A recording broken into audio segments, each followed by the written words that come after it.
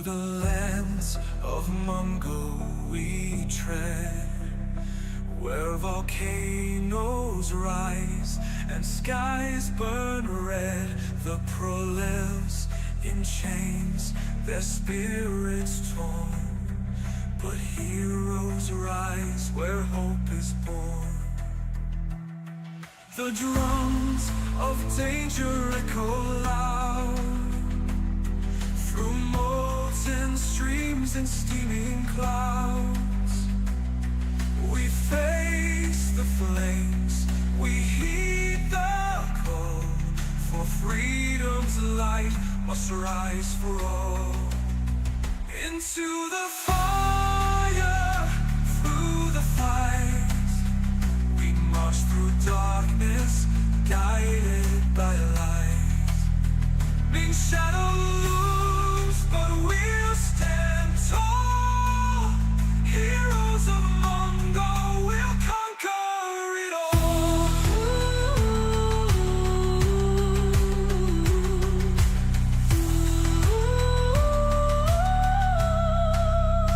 Through pygmy traps and molten stone, the screams of foes are not our own.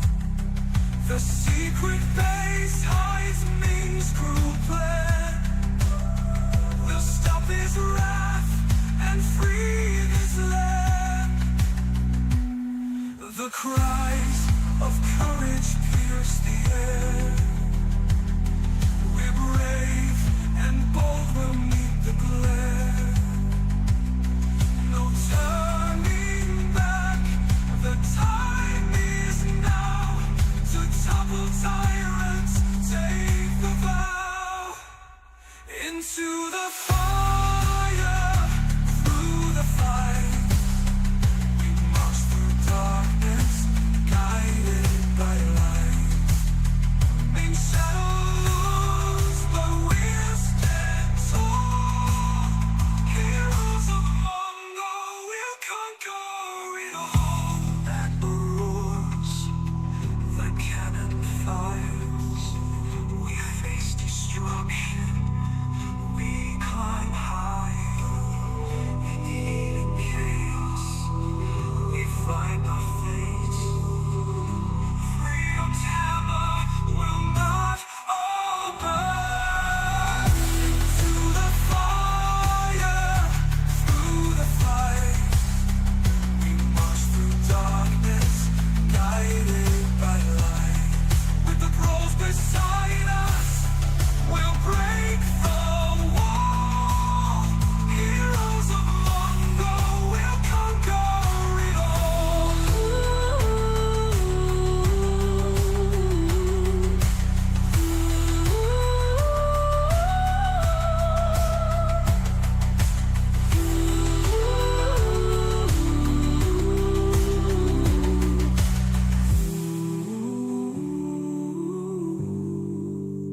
Into the fire, through the fight, we march through darkness, guided by light. With the pros beside us, we'll break the wall. Heroes of Mongo will conquer it all.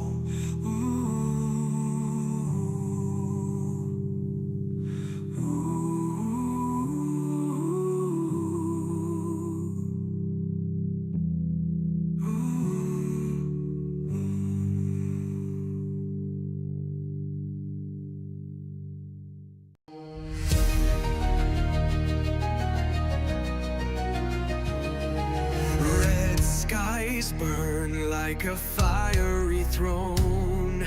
Rivers of gold in the valleys unknown. Mountains that whisper secrets to the stars.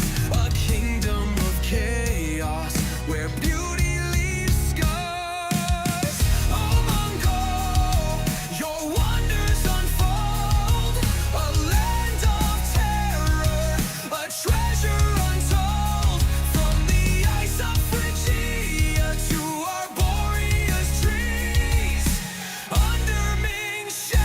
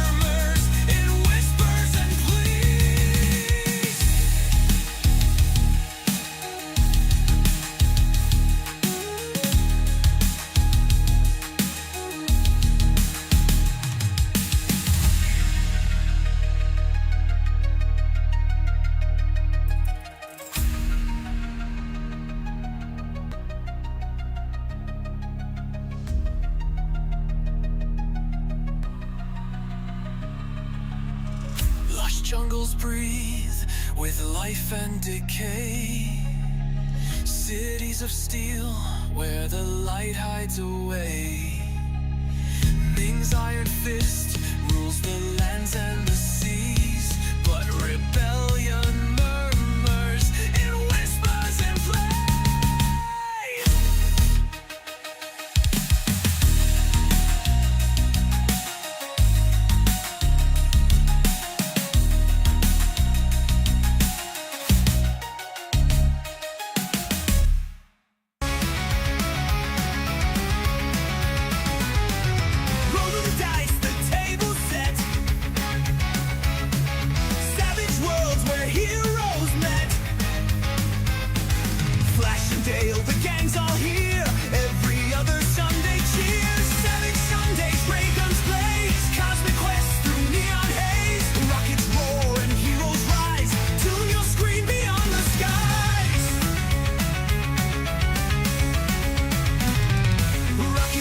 And Mongo skies, fiery battles, villains' lies. Many scheming, we unite. Heroes clash in pulsing light. Rules in hand, the cards are drawn. Penny spent, the game's a song. Your YouTube screen's a portal wide to worlds where daring dreams collide.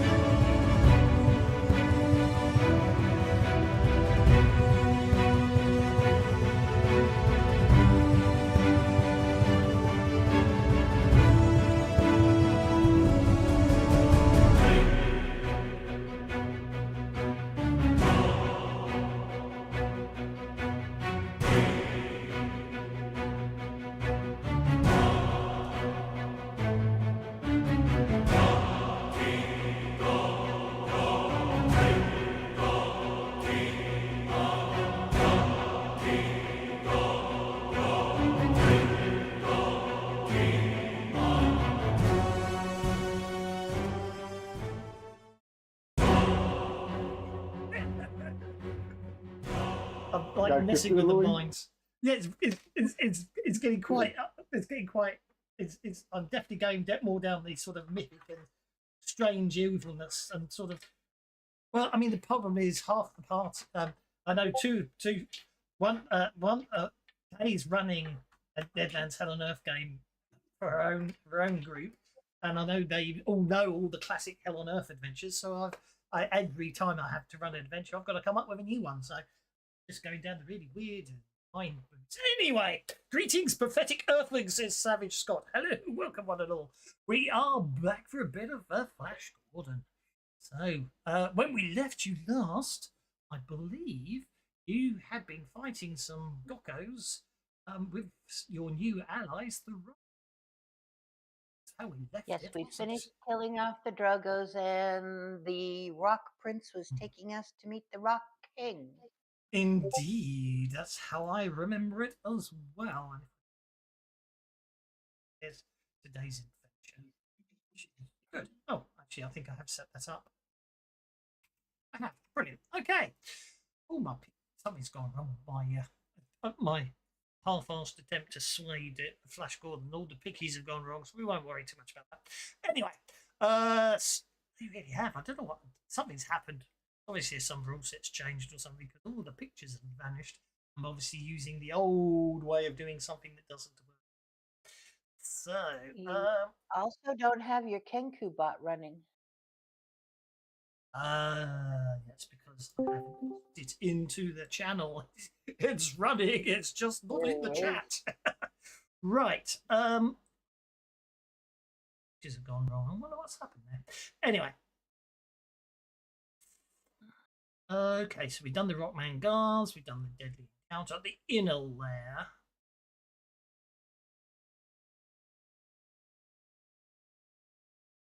Okay, yes. I do believe I don't think it's okay. This well-adorned Rockman sits upon a throne of obsidian. He told you where to go.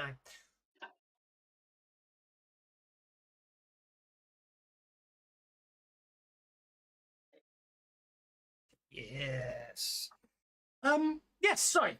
Yeah, I don't think we did this. So, you are led into a cavernous underground chamber where a well-adorned rockman sits upon a throne of carved obsidian. Other rockmen, luminaries, and guards surround, who you assume is the Rock King. The other thing you'll notice is a familiar-looking psi column. Its central crystal pulsing in unison with well, actually, with the throbbing you're slightly feeling in your head, Sophia. Except for me. Oh, The figure upon the throne introduces himself as Krog, the Rock King, and inquires as to how you feel you can help him find his missing daughter, the missing princess Granitar.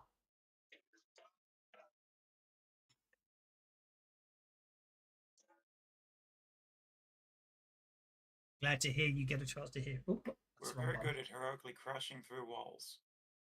I hope you enjoy Scott watching my bad attempts at doing. Where did she go missing?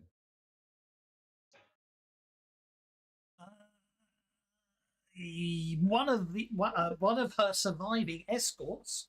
It's explained that one of her escorts was not with her that day. That is this one, and obviously after much interrogation, it has proven not to be in any way involved with abduction.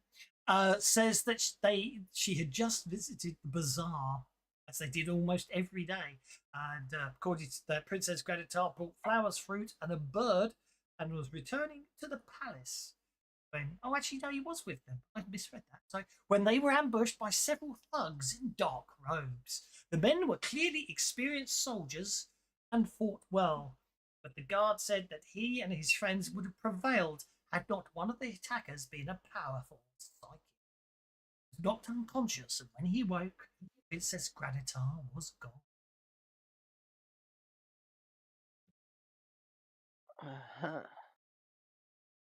well,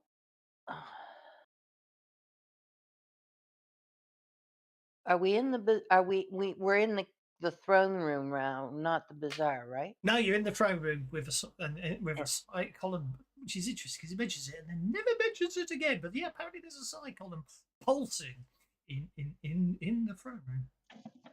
In the throne room. Yes. Oh my, that's bad. That's very bad. And I ask him where that came from, and that thing right there could be a very good reason as to why they found your daughter in the first place.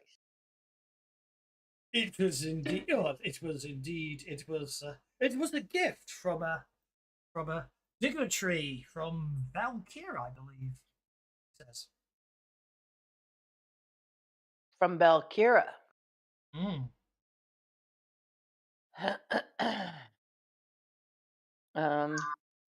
May we have permission to fix it? Fix it? Why? What? In what way does it need fixing? Do you not find its gentle pulsing? Your Majesty, its gentle pulsing is what lets the authorities on Mongo know which beings are psionically active and that's why your daughter was kidnapped, because of things like that, letting them know that there are active scions, and then come and collect them and tell him what we have figured out so far about what was it, Colonel? I keep wanting to say Colonel Krakatoa, but that's not right. Clank. Sorry. I can't remember the name myself. NPCs. NPC.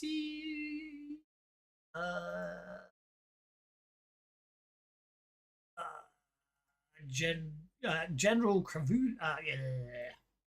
General Cravu. Yes, Kravula, and tell him what we know of this, and that we are currently on a mission to help or try to find this gentleman and rescue those that he has taken without their parents' permission. This is not the first time we've been asked to find a missing child that's been abducted by secret agents of the Emperor Ming. Hmm. And I say Ming with disgust. As much as there is much concern growing on the rocky features of the monarch, and he instantly he mentioned something to a couple of the guards, and they step forward and they pulverize the column almost instantly.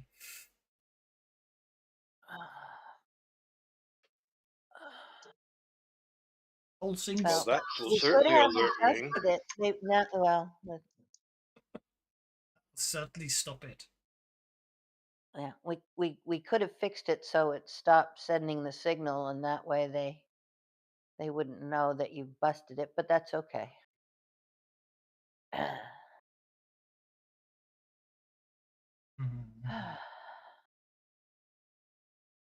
We Anyway. can cover that. We have explosives. Mm, Just scuff a bit of the room up, and it'll look like there was a fight, and it got destroyed in the fight. there you go. That'll do. That'll do. Yes, but it still does not. And we can show them if another one gets sent, we show them what they need to adjust so that it won't, or tell them explain to them what they need to adjust so that it won't send out the signal. But if this, the king suddenly pauses, goes, but as if this column detects psionic activity, what? How did they know to take my daughter when she was at the bazaar? How would they know how to find her? What do they? There's one in the bazaar. That is a most, but no one's reported any such column. It's most concerning. You think Well, spies they may report have themselves? bizarre. They may have handheld versions as well to pinpoint once they know that there's somebody in the area. Well, and there was a psionicist with those bandits, which could have easily spotted her while she was in the bazaar. I'm assuming, Your Majesty, that she is indeed psionically aware and active. Indeed. Well, it sounds, given that the column was a personal gift from a emissary of Valkyr, I think I need to charge you to go to Valkyr and find my daughter. Okay. Bring up the map and see. Where's next. Valkyr? Oh, Valkyr's next door. All right. just for everyone. So yeah, we're here in Volcano World, and over just one kingdom over.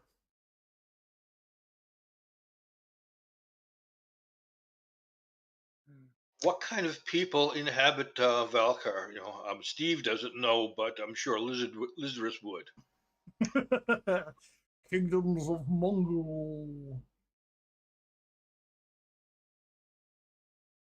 I think it looks very jungly to me. He says, completely forgetting himself.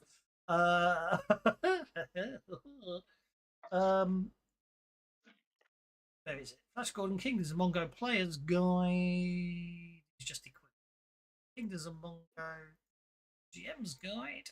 Mind you, Valkyrie is probably mentioned in the players version, so you can probably look that one up for yourself. Let's have a look.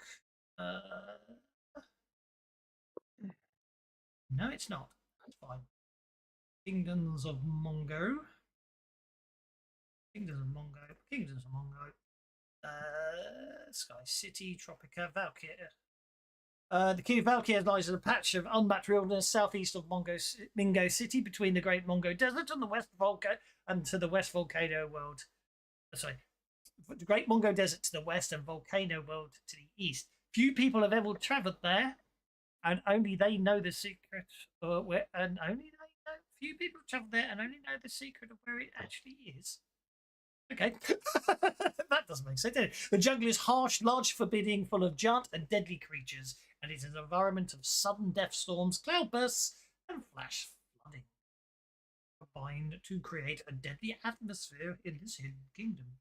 It's very interesting. You can't get there unless you know where it is, but it's a kingdom that everyone knows on the map.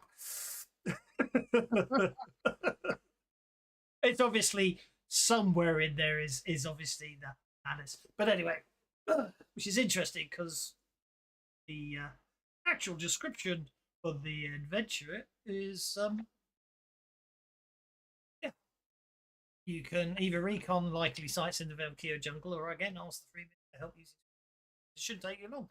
Okay, so well, it may well be a case you have got the Freemen back in Arboria still monitoring stuff. Maybe they've come up with something. Saying you don't know how to get to. Yeah, did we not have something that would help us detect psi columns? I think you did. Yes. I'd like to go and take a walk in the bazaar, if I may. Well, no, the technology was that the Freemen were able to, they know where the broadcast signals are, that when the psi columns transmit information, don't they? So that they could triangulate that. So yes, but heading to the bazaar, you can certainly do that. Yeah, just double checking, because if that's where they took her from, then there may have been more than one.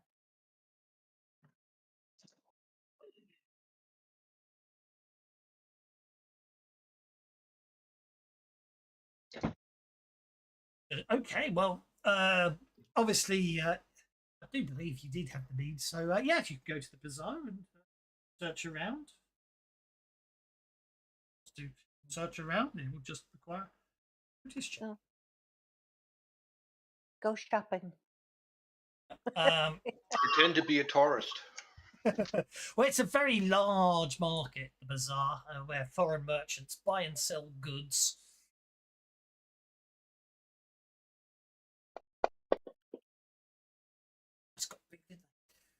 Safara, it takes you after much wandering around. After much wandering around, eventually you realise you're very close. You know you're close to one. You just don't know why you can't see it. Until you suddenly realise that some merchants selling rare tropican fruits have a psi column within their store.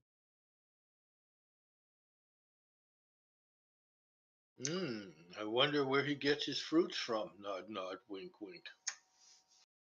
They're tropical. They are tropican traders. It's hidden in their store. Where'd they get it from?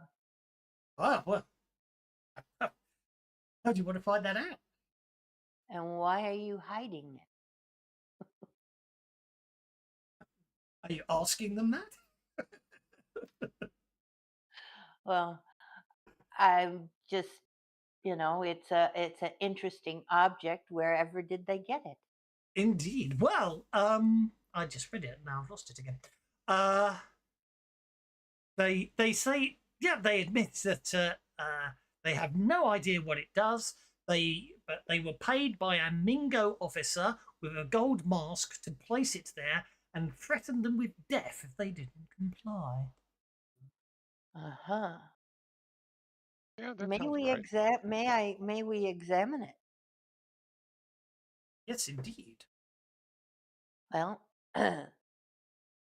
go in and do that. Who's uh, Charles, I believe, is the Yeah, repairman. I was told Yeah, how to get in there and make adjustments to it, so there you go. I will Do go that in thing there you and do so well. Does make some adjustments. if anybody was, if anyone's present during the questioning of the merchants as they're answering Clara's question, make a notice check if they want. We gotta make those types. I'm expecting, spies and secret agents lurking about to protect it.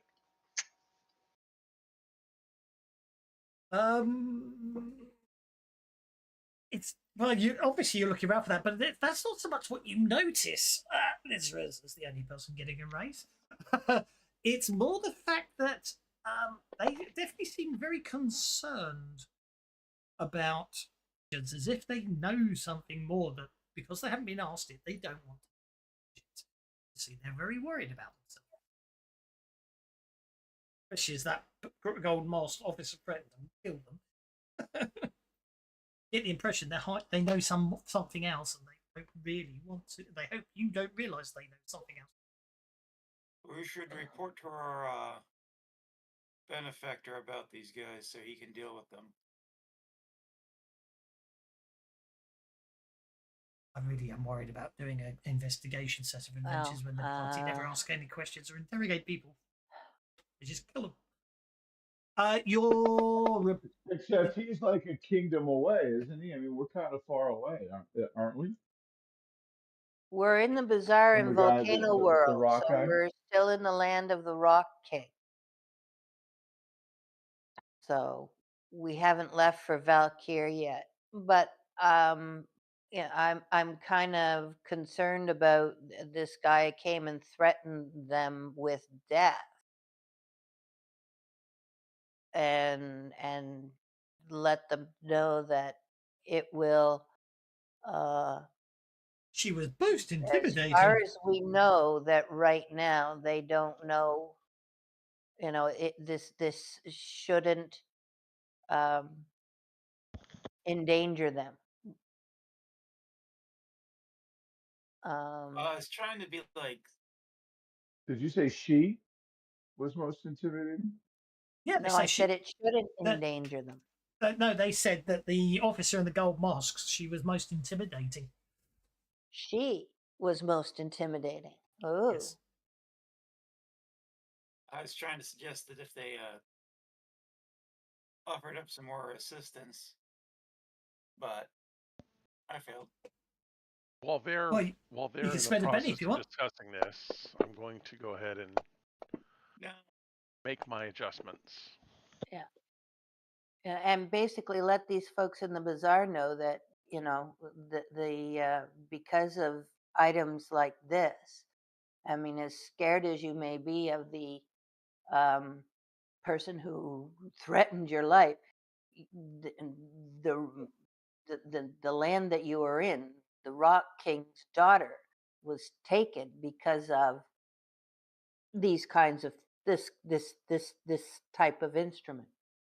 The look of panic on their faces increases as you mention the fact that the Rock King's daughter was taken. Are these traders actually rock people, or are they some other race? They're Tropican fruit traders. Oh, So they're they're not rock people. Okay. Tropican fruit Ah. traders. Well, they look They're absolutely in terrified when Tropica. they look absolutely terrified when you mention the abduction of the princess. As if they might know something. Did we not rescue somebody from Tropica? Weren't we over in Tropica not long ago? Yes, you did rescue some children from a village, didn't you? Yeah. Yeah. So I'm going to look at these guys and say, so what do you know about this abduction?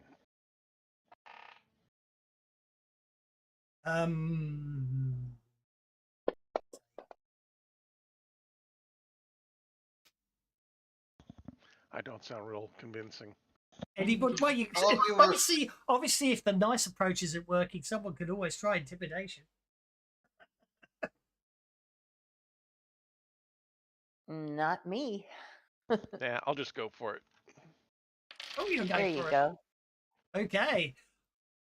Well, provide Benny's all around for gaining some useful information. Thank you. Um, I'm going to try support roll, please. you should have just done your own persuasion. But anyway, they basically finally admit that they know that Imperial soldiers were here when Princess Granitar was taken, and note that one of the soldiers said something about Camp Ultra Brain in the Valkyr jungle. Here Okay. we go. All right. Well, they're Charles will make sure that their plinth is no longer sending or detecting the size there. Oh, Charles did a so- very good. Charles did a very good job. He did such a good job Yeah. that no one will even notice that the column has been tampered with. Excellent. So, you our advice to you at this point is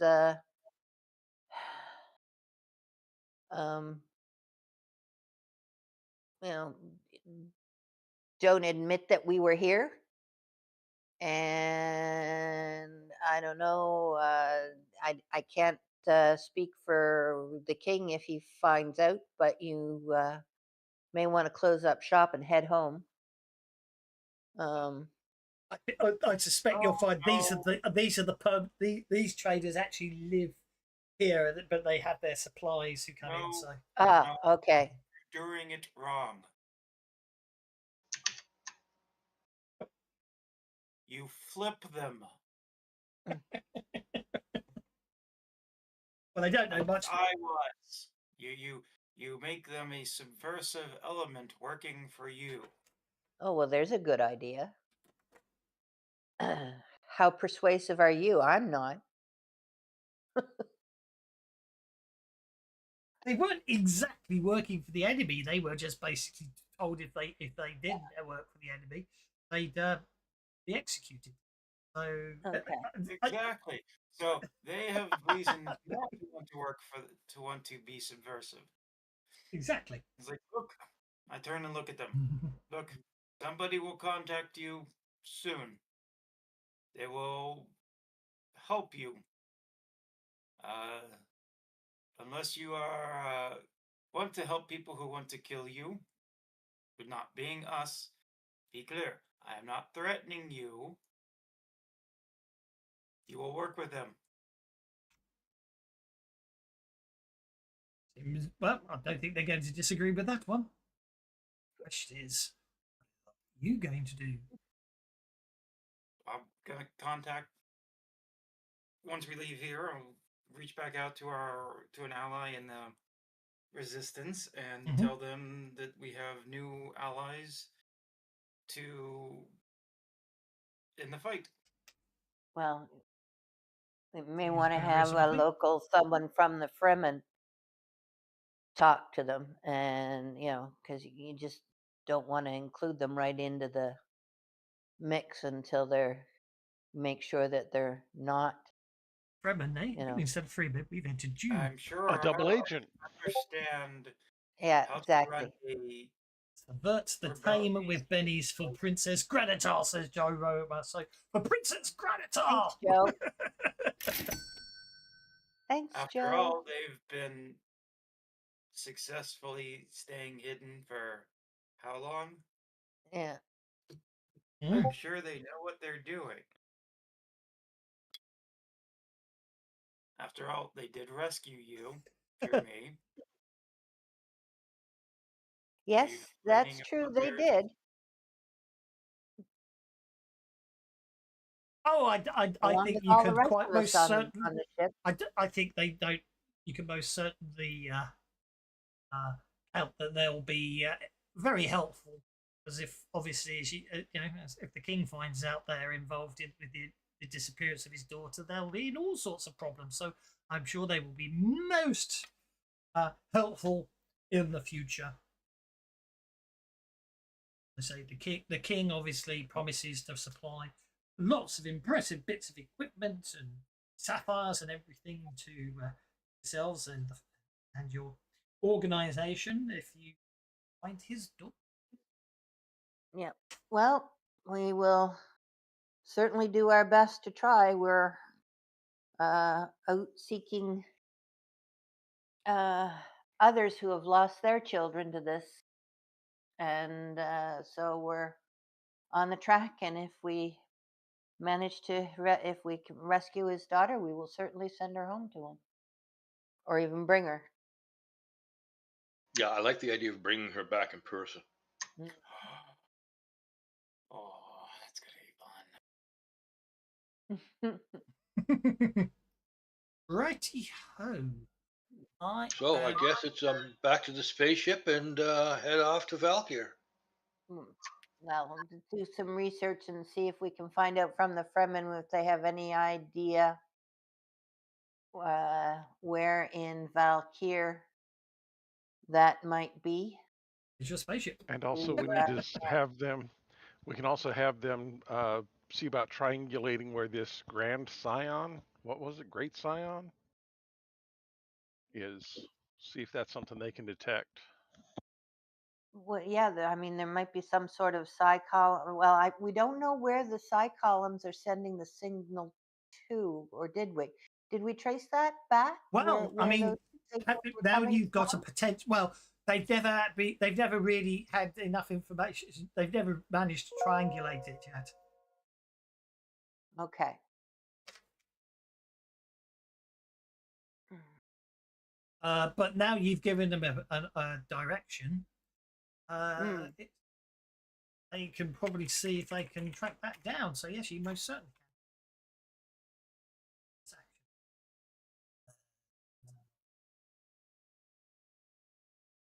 Raisin. Oh, hang on. Bennies. Nope. I can't remember which one Furious Action's in. What's Furious It's an Action? adventure card. It's an adventure card. It's an actual adventure card. Oh, of course. Okay, let's have a look. Definitely got confused there. Play this card to allow your hero to ignore the -2 per action penalty for taking multi-actions this round, regardless of how many actions are taken. Yeah. So basically, basically you could take 3 actions with no multi-action penalty with that card. Oh, we need a sweet combat. Indeed.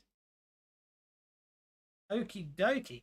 Well, basically, with the information you can provide back to the Freemen back in Arboria, they are able to give you coordinates to what they believe is a location in Valkyr where the signals are being transmitted to columns.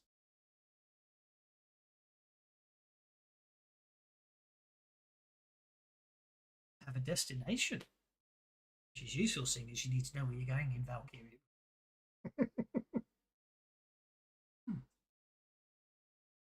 Unless there's anything else, we shall sort of fade to dark and then fade back in as you're flying over Valkyr, heading towards the coordinates you would intend as your intended destination. Says flubbing his own words there. The ship's navigatron goes dark as you enter a mysterious, uncharted corner of the forested landscape. Then the engines throttle back, shift to compressed air, and your rocket descends into darkness, settling silently on a bed of thick starlit grass. That was automatically. I don't know if that's good or not. Yeah, I'm a little nervous that somebody else was driving. You are not at your destination, but you're close to it. You know you realize to reach the destination, you're going to have to hike a few kilometers, miles, depending on it's the 30s, isn't it? Probably Mongo miles. It's Mongo miles, isn't it? A few Mongo miles through the dense foliage of the Valkyr jungle. So it does say starlit grass, so it does appear like you've got there at night. So it's up to you if you want to go now or sort of set up camp in here. Like we wouldn't be flying in broad daylight in a very visible approach now, would we? Exactly. So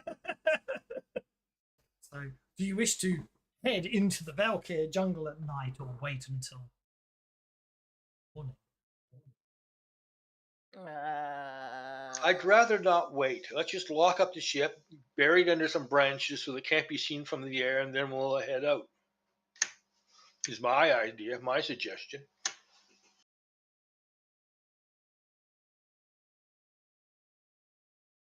Oh, everyone keeps disconnecting. We seem we've lost Charles. Traveling in the dark, are we? All right. Oh, so far we lost. That's the second disconnection, haven't we? First we lost Victor, but he's come back, and now we've lost Charles. It's very worrying. He obviously disappeared. You all step out into the jungle, and Charles vanishes. Maybe he's going to stay with the ship. Maybe he'll catch up. Okay, so you head out into the jungle. Do anything? Oh, yes, it might have done. I've scrolled up, haven't I? Yes, it has. The Valkyr jungle presses in from all sides. Dense foliage, steamy humidity, and the constant buzz of unseen life as you push through the tangled thicket. I suspect his PC just rebooted because that was fun. Yeah, he's gone from Discord now too. So, as you push through a tangled thicket, the air shifts. Obviously, I'm assuming you were going to be in daytime, so sunlight filters, be moonlight or starlight filters through the canopy, glinting off a shallow pool of crystal clear water. The air is cooler here. The oppressive humidity momentarily lifts. The water looks clean, safe even, a rare gift in this hostile land. That makes me suspicious. Use my survival and look around for tracks going in or out or up to the pool and drinking or not. Like, has the wildlife been taking advantage of this? Make a survival check.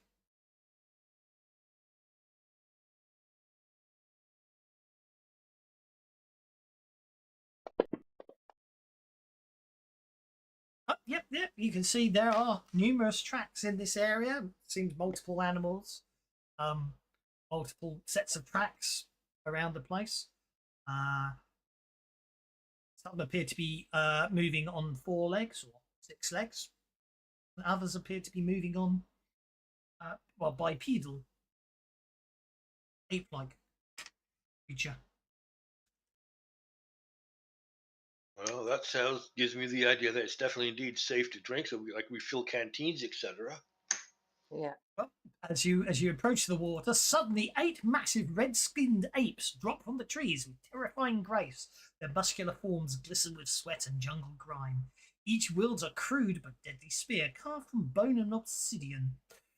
Their eyes burn with primal fury and territorial instinct. Well, Red monkey men, as they are called, form a loose semicircle, hooting and pounding the earth with fists. There we go. Well, say hello to them. Try Okay. to, persuade them that we're friendly, so to speak. Don't think they speak Mongo. Well, you can do it by sign language. See what you do.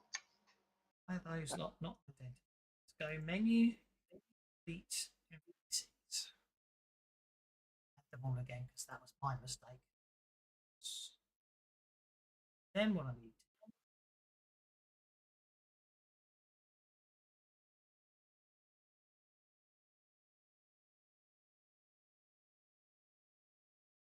Party. The map. So yeah, good. And then if I adjust the size slightly, view, zoom, good. I can can disappear. Assume Charles is back shortly.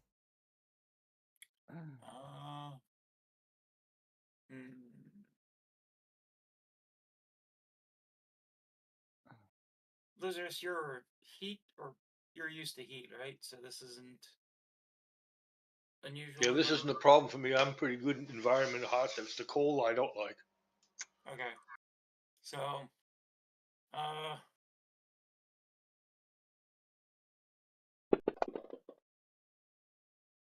which one's the leader?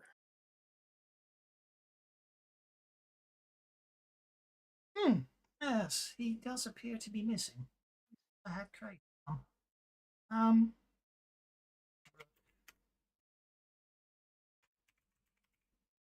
I thought I'd created one. Maybe I got rid of him in the end. We'll put one more in. There doesn't appear to be one. I mean, I don't think there's one that seems distinctive thinking about it. Okay, I'm gonna say number 8 is the one that's in charge. Fair enough. Just because it's dramatic. I am going to have language. I forget why I have language. Is that it?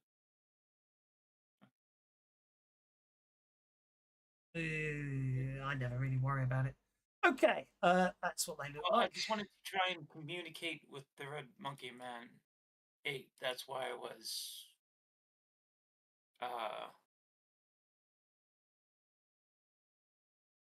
trying to interfere. That's absolutely fine. Go for it. Alright, just trying to see why they have language. Alright, so can I use language to try and communicate with them? Or persuasion? Probably persuasion more than language.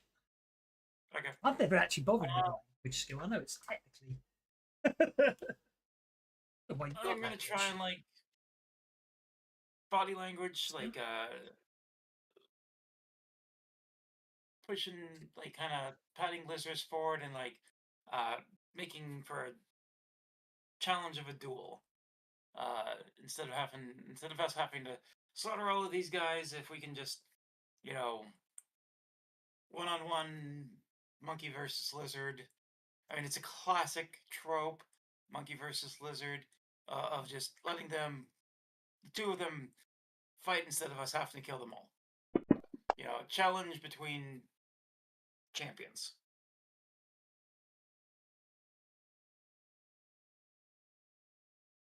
Focusing on number 8. He's the farthest and highest up. You know what? I'll spend a penny for trying to get a better than a 5. There we go.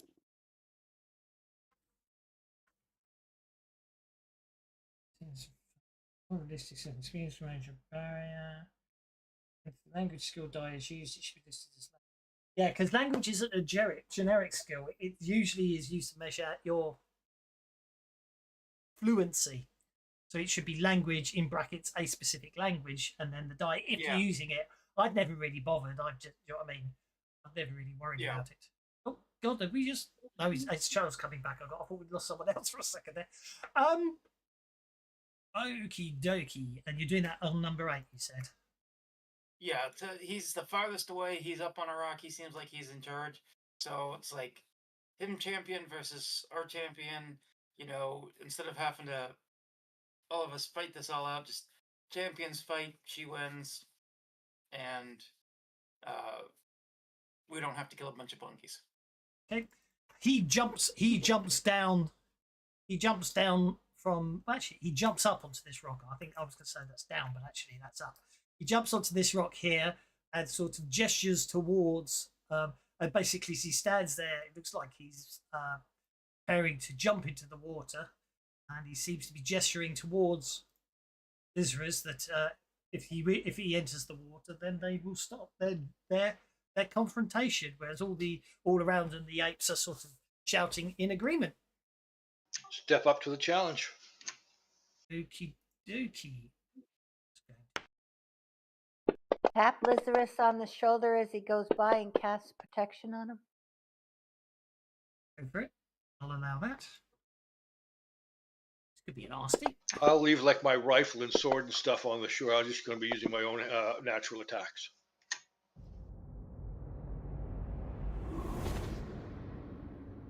Well, that's +4 toughness. +4 toughness. +2 toughness, isn't it? Yep. So it's okie dokie. Might I give him smite on the way? Try and be That would be subtle. appreciated. This is an honorable duel. We're not really supposed to interfere too much. All right, then I won't. I'm not Yeah, saying so- no. I'm not saying no. We're I'm just just saying, tapping him on the shoulder, wishing him good luck. yeah, Right? saying be subtle. I think the Or problem. speed. I think the issue is. I think the problem you'll have is psionics don't have any visible trappings. Where I'm afraid your magic does, doesn't it? So that could be the problem. It doesn't mean you don't. Yes, it you can't- does. It doesn't But I mean could you give don't. him I could give him a wet, gooey kiss of speed with blue goo. It's up to you if Lizarus wants to do that. In the meantime, Lizarus, as you step into the water, I'd like you to make a notice check.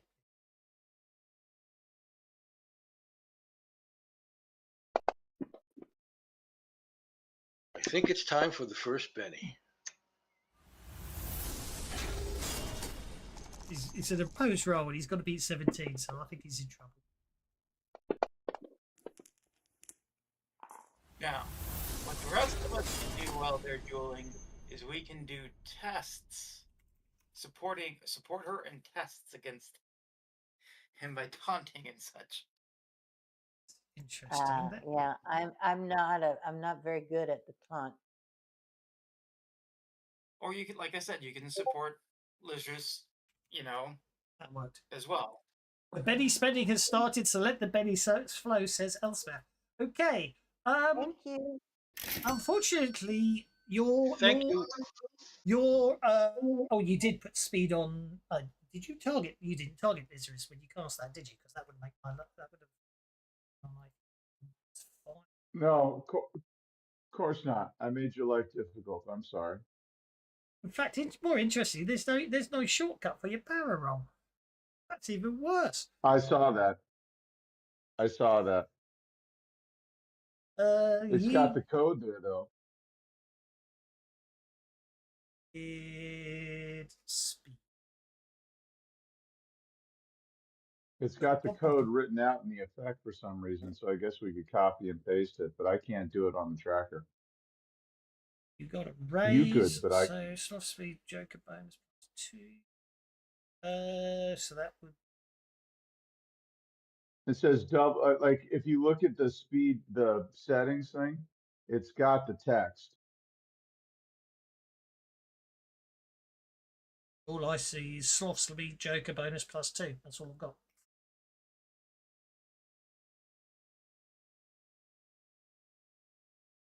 Oh, double movement, ignore multi-action -2. Okie dokie. In that one. And I guess if you put it with the parentheses with 5 like that, it'll set the The round That's okay. too. Anyway, so Liz has noticed he got a 2, and then he spent a penny to get a 4. Unfortunately, my stealth roll of 17 beats your notice check, so I'm afraid you're completely surprised when the entity that's lurking at the bottom of the lake Well, that almost looks like a cousin. Mr. Croc, Jesus. So I'm afraid to say that you get the drop as the tentacroc extends its tentacles and attempts to wrap them around you, Lizarus.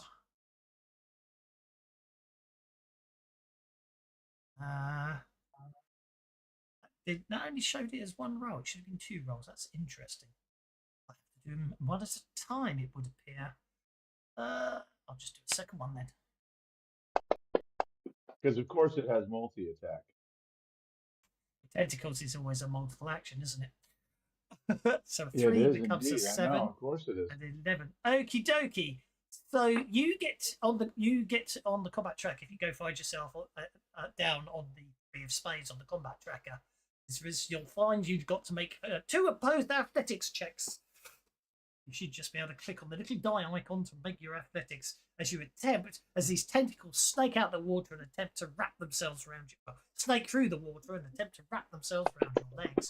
So your first one, you got a 5 on your, which means you'll be bound. On your second one, a 5. So you can try and spend a penny, but you'll need to beat an 11 on those. So I'm going to, if you want to spend a penny on it, be my guest. But otherwise, you'll be sort of. Well, there's no sense saving them.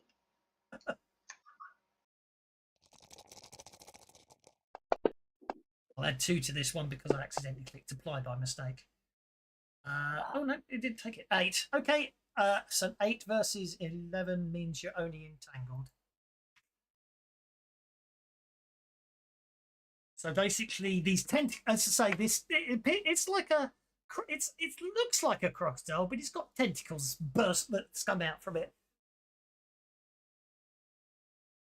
No, it's not. Basically, you all decided to do stuff before the turn starts. So now, as basically this creature attacks from inside the water, under the water, attacks Lizriz, realise that the red monkey men are in no way being honourable here, and all that happened is that you made it easier to push them into the trap, and the other monkey men start advancing towards you. You get the distinct impression that their intent is to push all of you into water. And Saul, you're up first. Does anyone wants to spend pennies and alter their position on the combat tracker?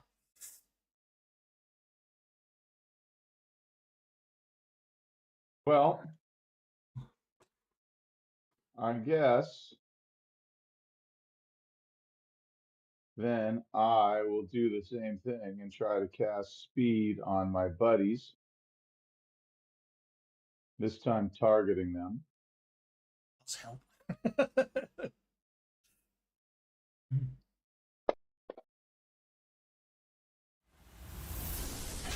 And I'm going to Benny that. Okay, so drop it on the. I think you have to. Oh yeah, I just. I'm going to Benny that again.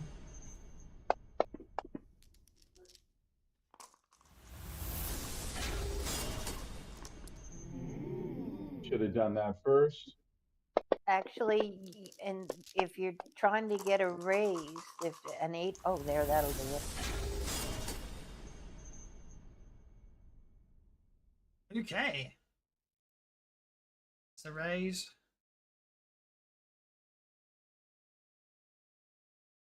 Yes, it should be pointed out. Oh, you. Well, no, you still would have cost you. Yeah, you could have done that. You could have got the raise without worrying about the conviction, but that's fine. Okay, so Too late now. Yeah. But it's okay. Your conviction's now running, which is probably a good thing anyway. Okay, so you basically enhance everybody's speed, so they now have double movement, and they get to ignore 1 level of multi-action. Did that apply to everybody? It did. Charles is up. Okay, so Charles is going to start by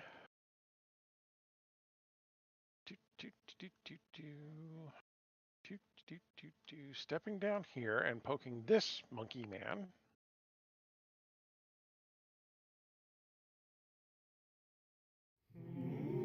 And he really hates foul players.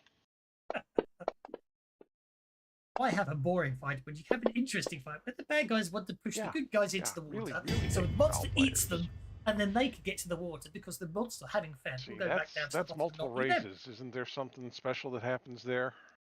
It's up to you. You have choices. 19. That's 3 raises. So you can either roll on the creative thrashing table, or you can choose a narrative action, which I'm just trying to remember what they are myself, because you've got more than 3 raises. So best of the rest, we go to fundraiser and we go to raises and bonus damage. Devastating onslaught is the devastating onslaught is obviously the creative thrashing table. Enterprising exploits.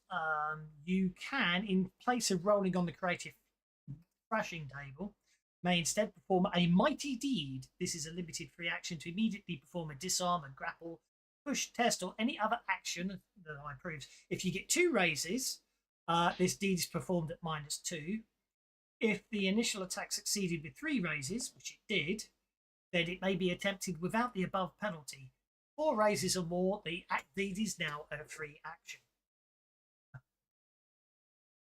Which is interesting because that doesn't actually make sense, that one. So if you've already performed the attack, then how do you know? To multi-action, yeah. Yeah.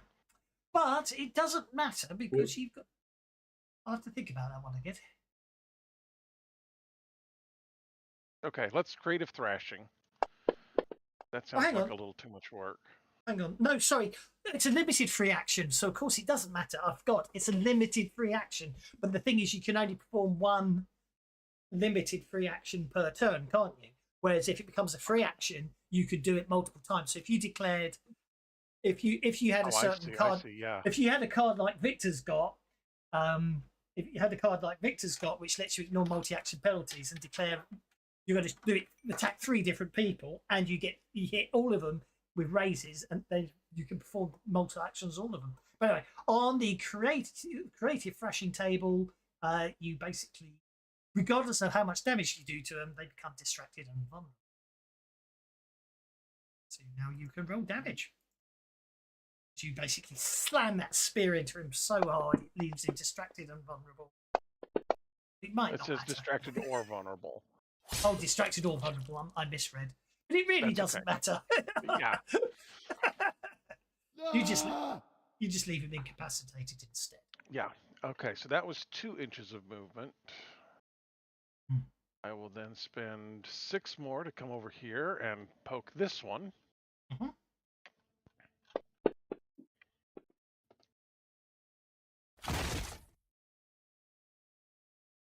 That was damage.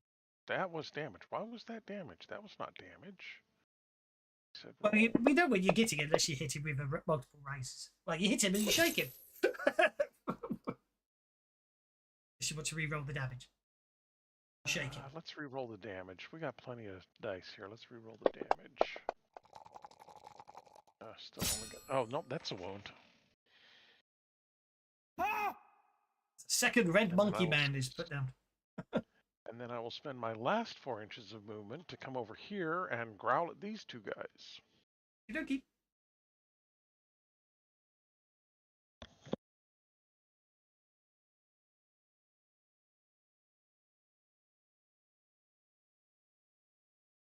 This red monkey man sort of grabbing low-hanging vines and branches, swings across and lands in front of Azul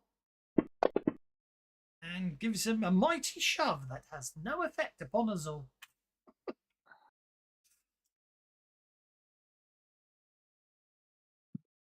You can't bully me. Okay. This one decides to just try and stick you with the spear. You dodge to the side without any problems whatsoever.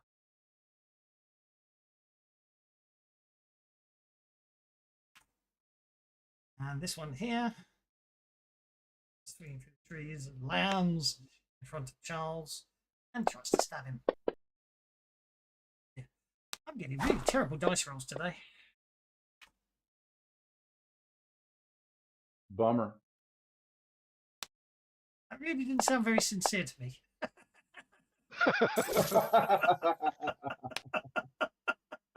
Well, we can't cheer it on now.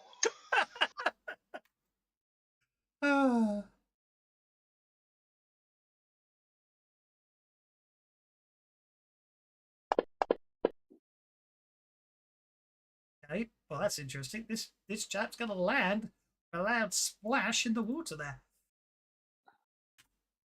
Victor, you're up, sir.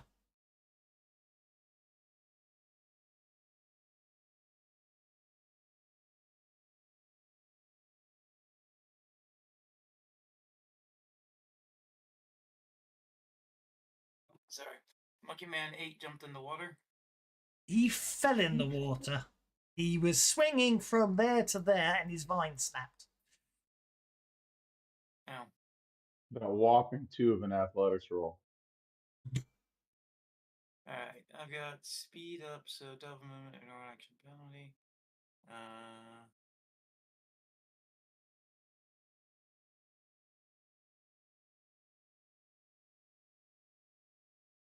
Pace is what? 12. So 2 actions.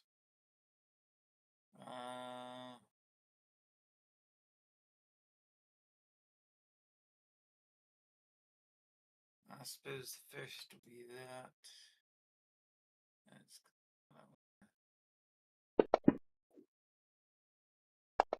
Ooh, I like the con dice. Oh, I know you used them before. I've just never noticed because they're so big now. I actually noticed the detail on them.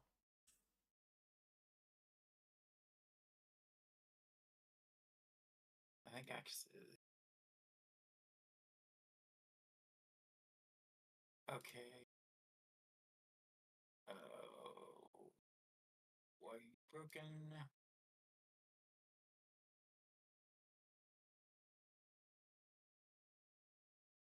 Alright, let's check it the other way. Yeah, you're broken.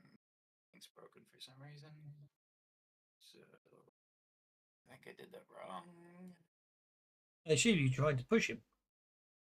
Yeah, but I rolled athletics rather than strength. Yeah. Yeah, pushing is a very strange one. It seems to be the only one that breaks the rules about using trait rolls to do things these days. Are you happy with a 4? No, so I'm going to try and Benny it. Well, Alright. pushing is automatically an opposed thing, so it is a defense against his Defense. Yeah, pushing. I think, yeah. Yeah. It's all good. It's an interesting one, is what I'm saying, compared to all the, you know what I mean? It's the only thing left, because they did in Suede, they changed it from, because it used to be always like agility, this, that, and the other, didn't it? Yeah. Now it's this sort of a defensive thing. So maybe push. I like your interpretation that pushing is almost a defensive thing. He basically isn't pushed. Yeah, Maybe- so that. Should get everyone bellies, because I like Charles's logic for white strength versus strength.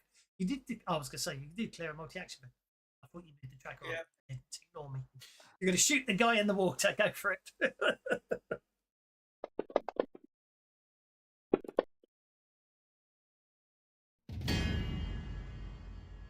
Cool, you're shooting him twice as well. You're really upset with the chap. That's a hit with a raise and a hit with a raise. Well, if he hadn't fallen into the water, I was going to throw explosives behind him to blast him into the water. Okay. Obviously the first shot misses him due to the refraction of the water. The second shot incapacitates him. The second shot first shot you aim for the torso as he splashes into the water and it misses. The second shot you hit squarely in the middle of the chest. And he goes. Okay. Fira's up next. Zafira is going to do a multi-action. And first thing I'm going to do is cast protection on everyone else. Blizzard's already has it, so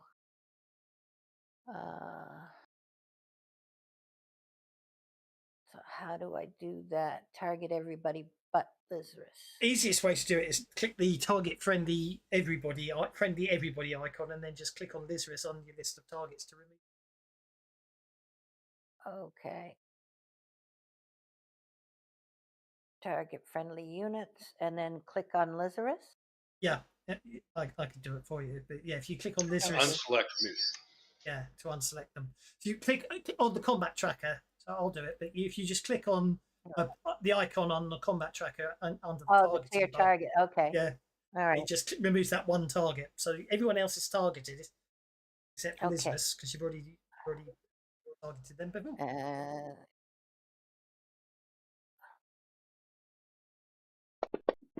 we go.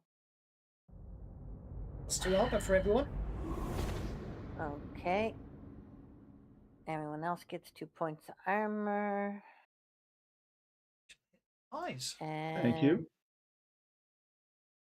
for my next action, my second action,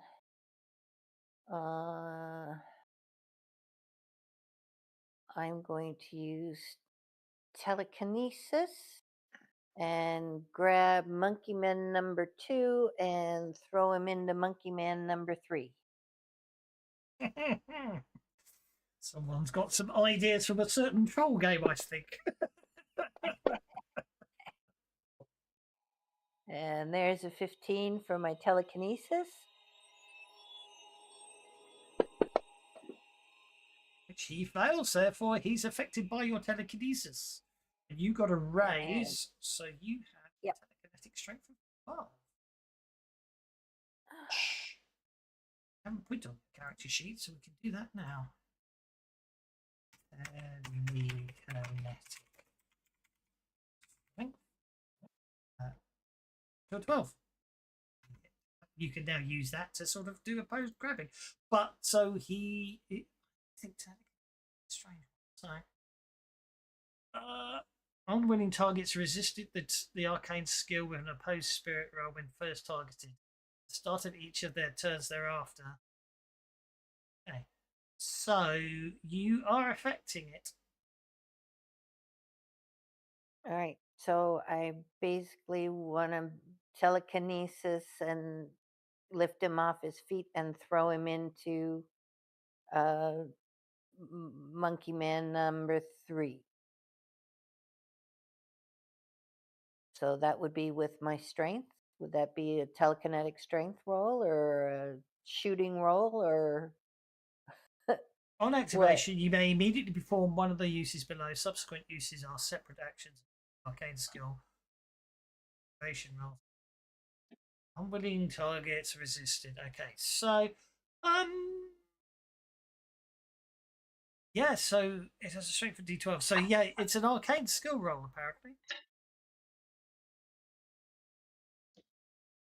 So that's my Mongo Mancy? Yeah. Okay. Well, I think that's going to hit him.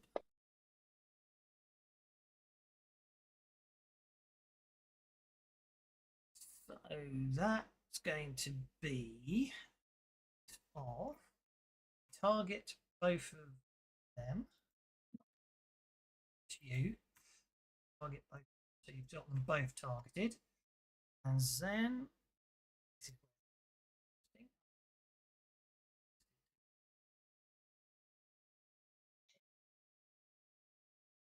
I'll do 2d strength plus. Is that strength for telekinetic? That should be telekinetic strength. Which you set at a D12. If you do it like that, that should do it. So then, if you can manually change it. So that didn't. Capital D. So use like Mongo Mancy to hit him and then teleconnect strength for the damage. Okay. Yeah, that's an interesting one. Yeah, so basically, I think we're going to cheat. That's not going to work. I'm trying to be clever there. Combat. Do telekinetic bash. As an attack. It's going to be, doesn't need anything, and it does D12 plus D6 damage. Oh, I know what that is. That's because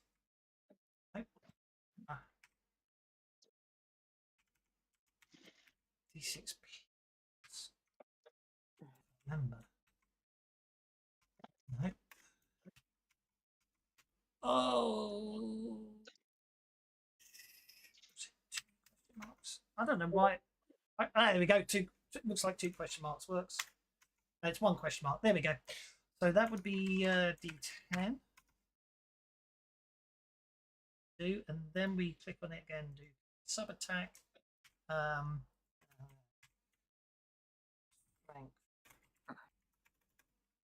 Once we set it up, we never have to do this again. That's the good thing. Telekinetic.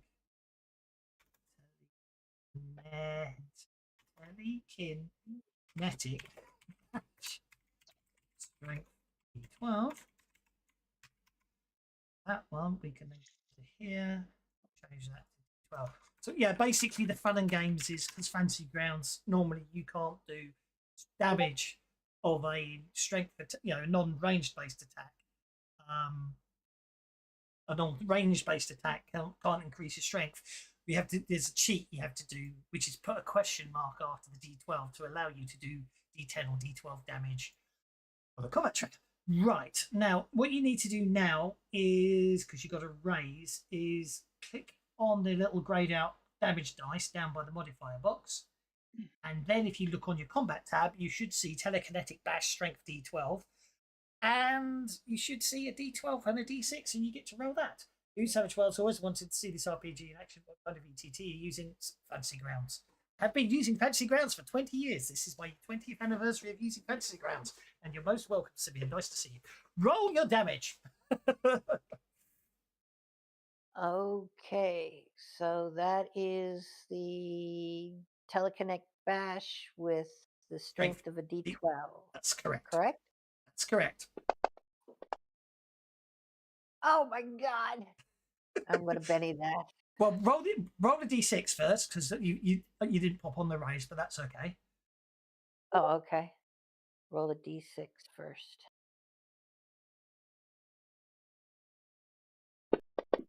Is that that's a D8? Oh, that's not a D6. Sorry, grabbed the wrong one. You nearly got away with it, but the dice are so big nowadays. Okay, so that was for God's sake. 5 points of damage to the first one. Now, I say if you roll now roll damage for the second one. Then you can. Okay, I would like to Benny that damage, if I may. You can, but you roll the second one first. Okay. Very true, very true. So is that a D12 as well? Yes, yeah, because you're hitting one of them with the other one. So I'm going to say you're just going to use. You're basically telekinetic bashing both of them. That's 13 points. Okay, so that even without the raised damage takes out that red monkey man. He's incapacitated. And now you can re-roll the first one. All right. The one that Simeon quite brilliantly described as a telekinetic tickle instead of a telekinetic bash. Okay, and that one's down as well. So you basically telekinetically pick up one of the monkey men and smack him into the other one. And at the end of that, there's 2 very broken monkey men. Yep, and before you turn that on yourself to keep track of the fact you still have 5 rounds of telekinetic strength going, and that brings us to Lizarus. Okay, so the tentacles are wrapped around your legs, and you're slowly being pulled deeper into the pool, where you can see this creature that looks like a crocodile with tentacles, waiting with a very toothy grin. What to do, Lizard? I'm going to turn the tables on him. Since he thinks he's got a grip on me, I'm going to grip on him. Now, so I see if I can get the mechanics on this thing straight. First, I'm going to do a conviction. Okay.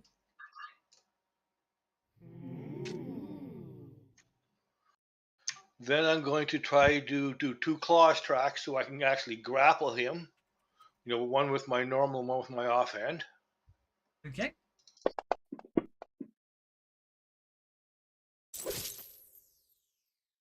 That hits. And the offhand.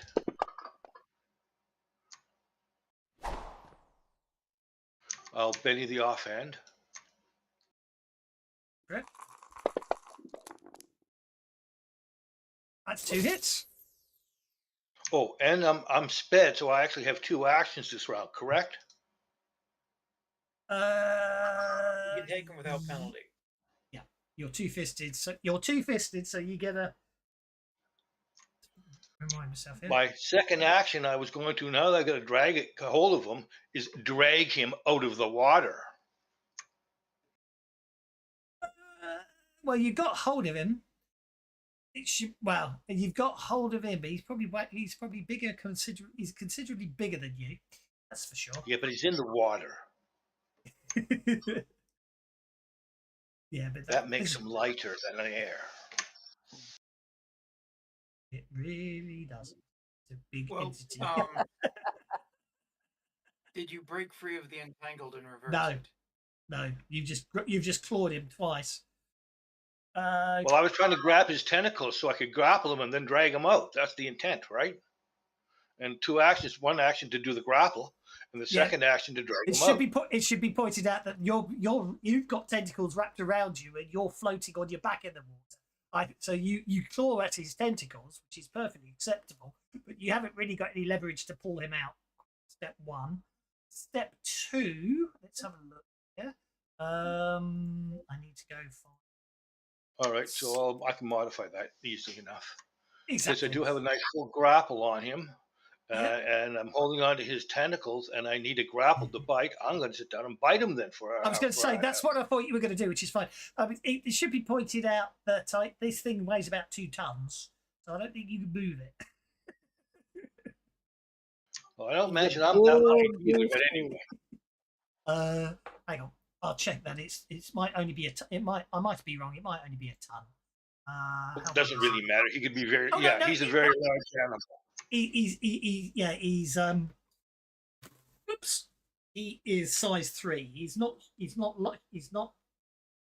large, but he's still quite considerable in size. He's probably 18 plus feet long crocodile. So, yeah, he's not something you want to try to wrestle with.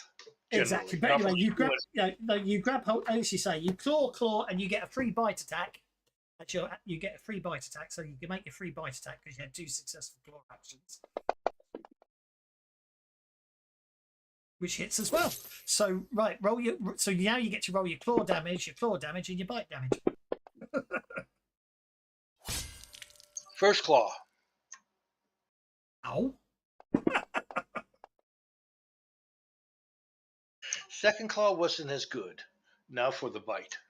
Actually, you've technically already done the bite, so that's okay. Okay, so that's 3 wounds in total. Doesn't make any difference on the damage rolls. Okie dokie. So, do you want to spend a penny and re-roll your first claw action? Second claw action, which didn't harm it, because you've done 3 wounds so far. Yes, I will. Just means I've got to spend more pennies to try and negate the damage. See what you get for that. Okay.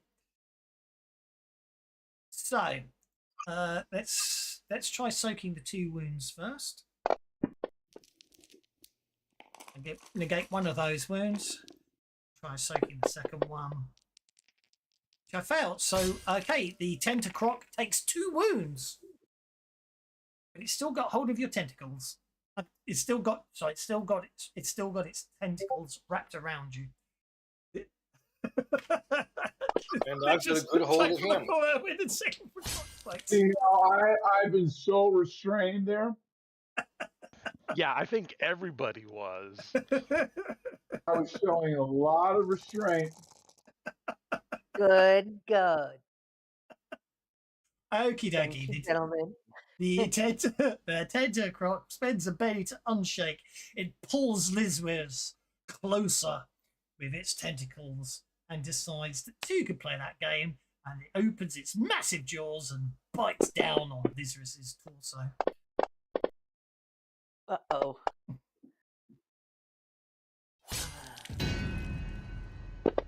Ouch. Yeah. Oh, no. That's an awful lot of blood in this water. Oh, There I forgot something actually. Doesn't matter because the roll was very, very good anyway. But Lizwiz wounded the tentacroc. It's gone berserk. Oh. But anyway, Lizwiz, I'm afraid you've been very nastily bitten, nearly bitten in half. You might want to try and soak some of the damage from those 3 wounds. Spend some bennies and soak them. Roll your vigor. Nicely done. 2 wounds soaked. So you take 1 wound. 1 wound to you for 2 wounds to the tentacroc. And the new round begins. With the bad guys killing jokers. Oh, for God's sake. It's only the red monkey, man.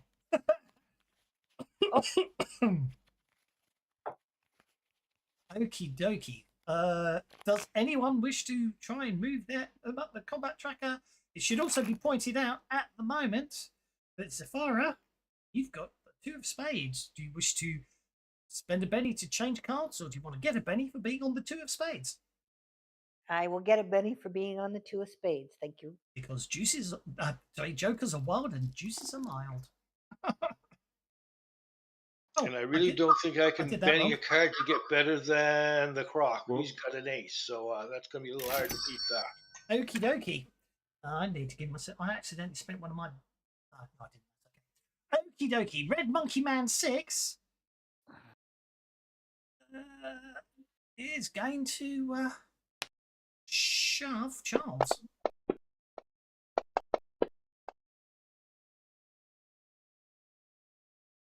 That's quite a big shove he does on you, Charles. He literally, does a full, both shoulders smack with straight into your torso with his spear, pushing you towards the rocky edge of the pool.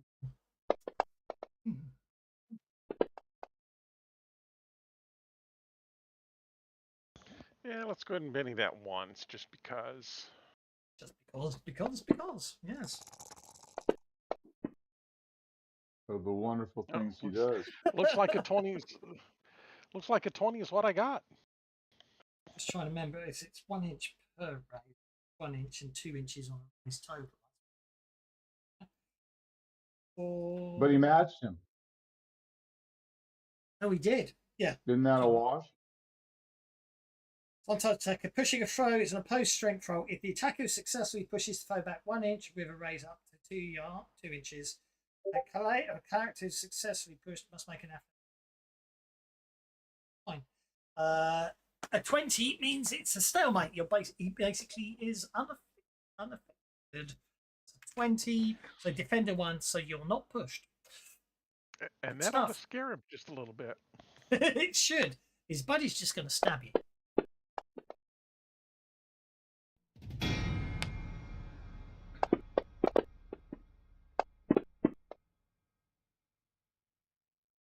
Really? That was my favorite shirt. I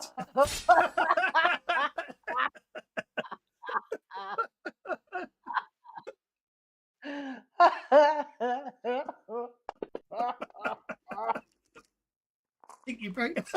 I think you broke Savara there. I'm sorry. That was too funny. Well, your full-on guffaw means move the GM to give the whole party beddies for it. So there we go.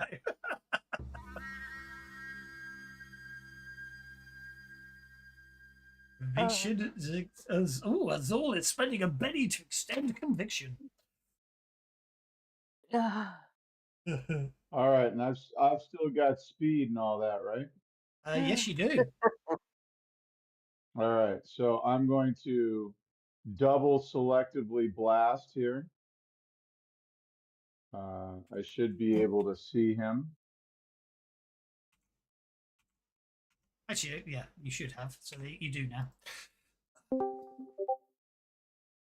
Oh, did it not go on me?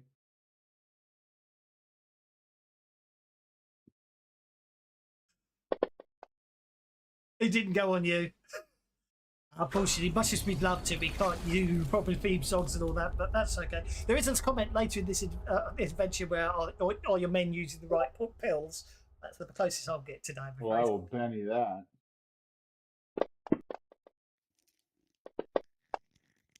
There we go. I have got lots of songs. I have got a song about 14 minutes to save the Earth, which I've got away with so far. Okay, that's a hit with a raise on the Tentacroc.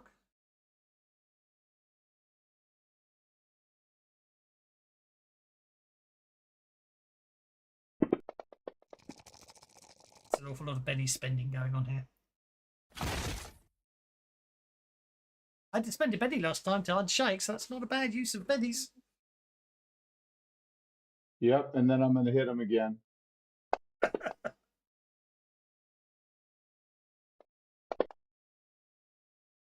And like Hans Gruber, hit him again.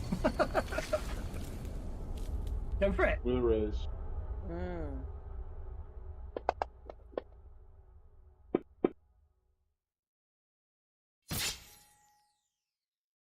It's a lot of Bennies. Okay. Well, that's a wound. Wait, that's... Yeah, I'll take that. I'll sit on it. Save my Bennies I for only that. have one Benny left.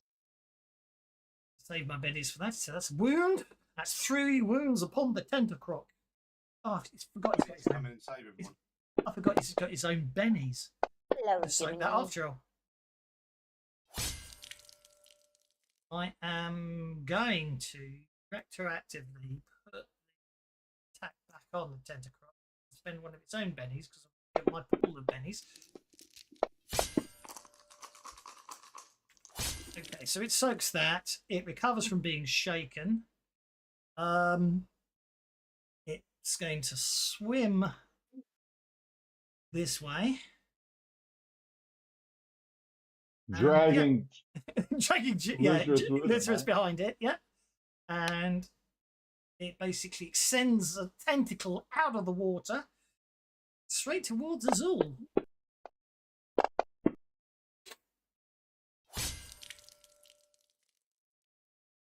So It has that kind of reach.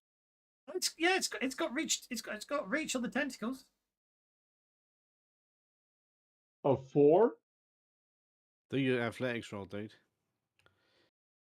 It's got a reach of 2. So yeah, I'm maybe well it could easily swim to there. But I was basing that on the reach shadow, which shows you well within reach. But there you go. All right.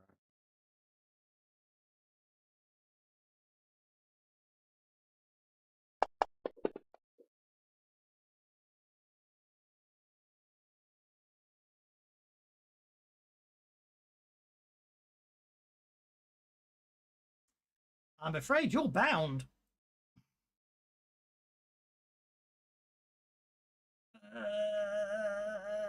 Time for me to come in and save everyone, isn't it?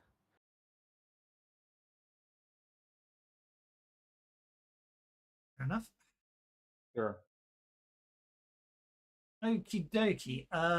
Then it's going to bite. Okay, so that's the tentacle action, and then it gets to a free bite on Lycerus because he's already entangled. But misses. Red Monkey Man is going to stab his spear at Victor and miss. Vix is up next.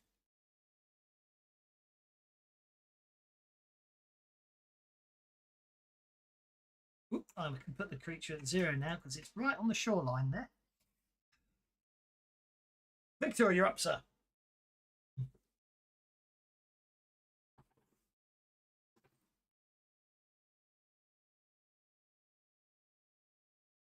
Away. Do we lose Victor? Sorry, I Victor, had my mic Victor. off. Double checking something real quick. High adventure. Are you checking the high adventure setting roll? You can spend a penny to get an edge. Yes. was- I'm just seeing what if it's an action or not. Okay. So before Yep, the red high adventure. monkey ends, I spend a penny for counterattack? Let's have a look. 87. Because you can spend pennies at any time, can't you?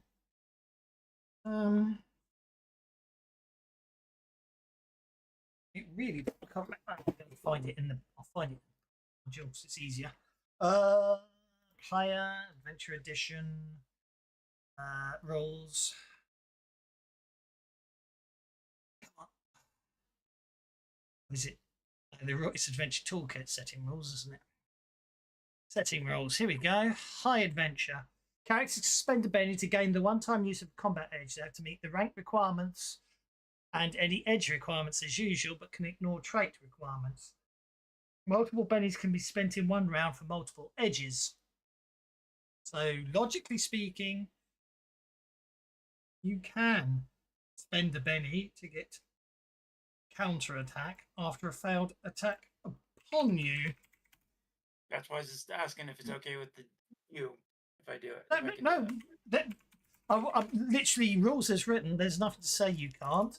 Your seasoned characters. Do you have a fighting skill of D8? Yes. Then you can do it. All right. So he misses. Azul needs bennies. Let them flow. He does indeed need bennies. Thank you very much. I'll take advantage of his miss to smack him. Thanks, Elspeth. Oh, I don't know if I put it in them. I don't know if I put it in the module actually, because I'm making up. I'm making my own companion, and I noticed the Benny use that I had. Let's have a look. Yeah, you shake the red man, monkey man. I think I might have missed it when I was doing new Benny uses. So, obviously, the common bond edge allows you. The common bond edge allows you to give bennies to other players as long as you're within communication. I can't remember what the setting rule is. It looks like I missed it out when it came to the bennies list, Benny rules. So I'll make sure I'll update the module so it's in there. I can't remember what it's called off the top of my head, but if you want to give a Benny to another player, and you don't have the common bond edge, you can do so. It is a straightforward conversion of 2 bennies to 1.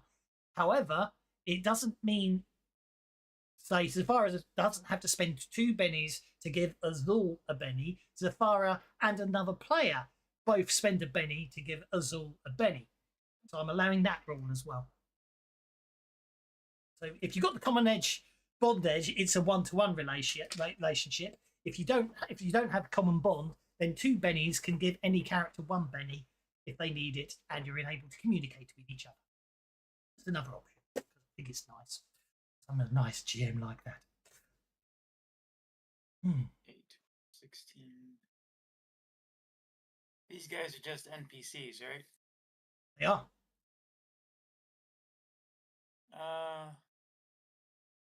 I'll just blast the monkey man away since I got a bunch of raises on him.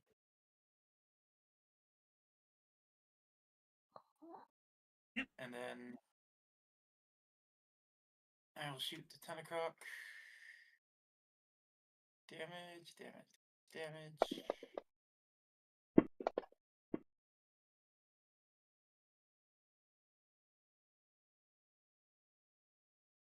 Unharmed. Bastard. Alright, I'll take more care with my second shot. Where am I there? And I'm going to make called. What's the penalty for attacking the tentacles? It's a cold shot, so it will be -2 for tentacles. That's all I was looking for is the penalty. Yep. All right, so I will shoot at the tentacles that are binding up. Did you hit the monkey man with that damage? Because you only rolled 1 damage. No, I got like 3 things. There's that rule that if you get like 3 raises, you can just pop non-wild cards.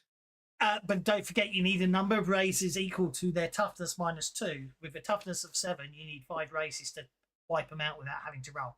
Oh, okay. In which case, I still just get roll. creative thrashing, right? Creative thrashing is melee only. But you can do a trick shot with your shot as well as wounding him if you want to. You know, the one about you can use trick shots on the other one. So. Don't remember that one, so I'll do that trick shot, I guess. So basically, you can claim to do. That was basically where was it? Best of the rest. That's the one we were talking about just now. Raises and bonus interpolating exploits. In case of basically creative thrashing table, when you look at them, they're all melee based. So shooting, if you succeed with 3 raises, you can then attempt an additional action against them as if it's a free action. That can be that can literally be, I've lost it, like disarm or something else, grapple, push, test or something like that. As because you got more than 3 raises, it's a free action. It's a free action. So you roll the damage, and you also get to do a free action against the guy within reason. So you could shoot them and disarm their spear or something like that. That's the logic behind that one. If you damage him, it really doesn't matter because then he's out of the fight anyway. So you don't need to worry about it. Okay. Definitely out of the fight. Yeah, -2 to hit on the because it had the cold shot there, but -2, which I didn't ignore. So -2 to hit the crocagator on one of its tentacles. Which tentacle are you going for? Tentacle 1 or tentacle 2? It doesn't really matter. 1 being the one grappling Lysaris, 2 being the one grappling Azul. I got a rate of fire too. I was going after both of them. Oh, both of them. Fair enough. I misunderstood you. Go for it. I was just confirming it's Azul and Lysaris that are grappled. That's correct.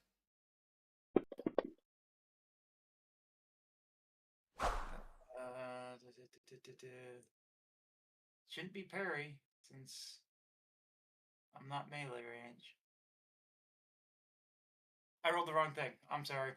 It's okay. I rolled the wrong thing. That would be why. That's all good. All right, so.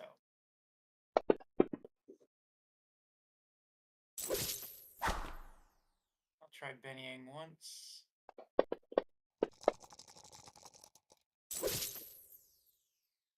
Okay, you hit both of them.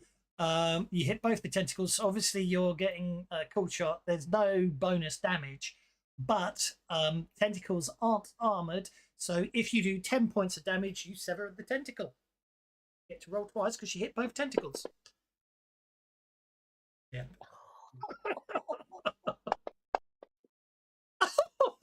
Oh, I could bullshit on that. That's just cruel. That is just cruel. I'm not sure why the. I don't know why the race damage came in, but it doesn't matter because I saw you roll a 10. So you sever the first tentacle. So Lysaris is no longer entangled as the tentacle is severed. Okay. Azul, I'm afraid, is still entangled.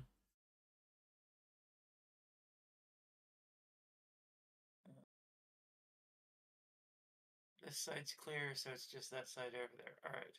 Sorry, Azul's bound, actually, but yeah. Okay, good stuff. Where I am. Lysaris recovers from being shaken and is no longer entangled. Entangled. Okay. First thing, Benny, to renew conviction. Okie dokie. Second thing is, I'm going to say second action. Second thing is yes, indeed, because I'm still sped. And my first action will be again claw, bite.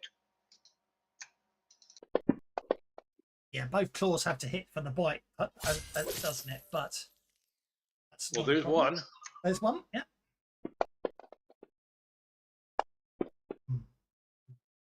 There's two. There's the other. So you're allowed to perform bite as a free action, which doesn't get through its armor. But then you can do the same thing again if you want, or you can roll the damage and then decide what your second action is. Well, can I Benny that miss? If you want to Benny the bite, you most certainly can. Or you can roll damage for the claws and see if you need to. That would have been brighter, but then again, now I can do 3 damages. I'm not happy with this lizard. He's pissed me off. I don't like being dragged through the water. Okay, so your first claw doesn't get through the toughness, enhanced toughness, because the creature's gone berserk and its armor. The second one doesn't either, but you've still got your claw. Okay.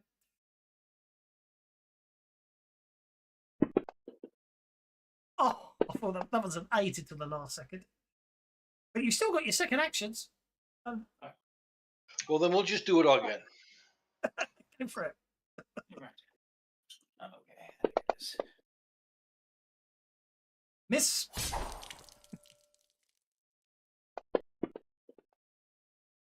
Miss.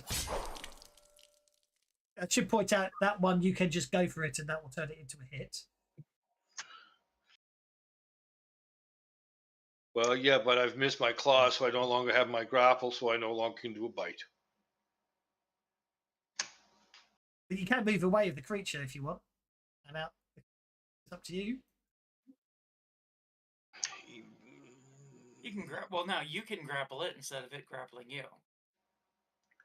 It's really big. It's down to size, isn't it?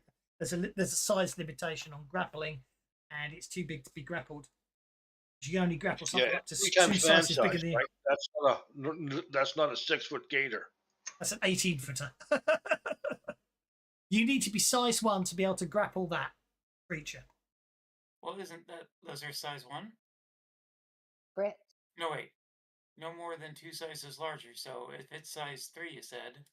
It's size 3, yeah. And this is size 0, like the rest of you. Except for Fritz. Except for Fritz, who's size 1, I believe. So. No, Fritz is size 4. Fritz is size 4. I can grapple that thing for breakfast. Yes, you can. It weighs 2 tons, so. Anyway, that gets us to Fritz. It looked really cool, though. The water's just so churning, massive, everything. Blood and frothing water everywhere. Fritz moves to there. Writhing tentacle. Back information. Does not say how much he can lift. Superpowers companion is what I always go to when it comes to maximum strengths. No. Rocket pack. It doesn't have a strength, does it? No. Well, to be honest, the rocket pack, it doesn't say the rocket pack will probably be able to lift something, but you wouldn't be able to. You know what I mean? You wouldn't be able to hold on to the creature with the rocket pack and lift it. That makes sense. If you struck the rocket pack to it, I'd probably allow it to go. But yeah, you need a strength of. Actually, it's 2,000 pounds. It's not 2 tons. I was thinking. Strength. Technically speaking, you need a strength of D12 plus 5 to lift the Pentacroc. But anyway, the Tentacroc has been. Oh, sorry, the 2 red monkey men. Okay, the first red monkey man takes 4 wounds and goes down. The second red monkey man takes 1 wound and goes down. Then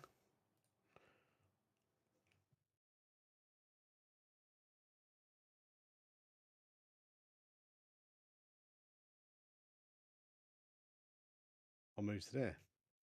Okie doke. Charles.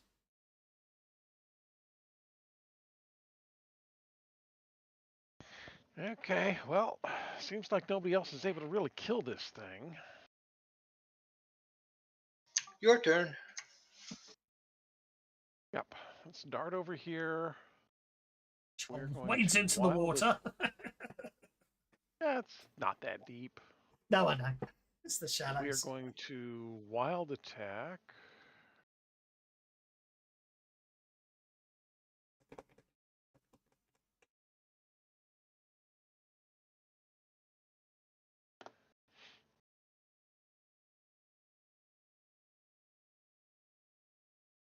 Will poke it with a spear.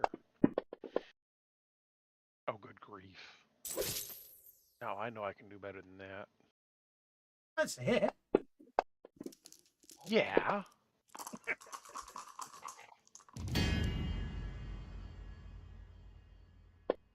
I'm sorry, with conviction and wild attack, I should be able to get more than just a hit. Didn't give me the raise.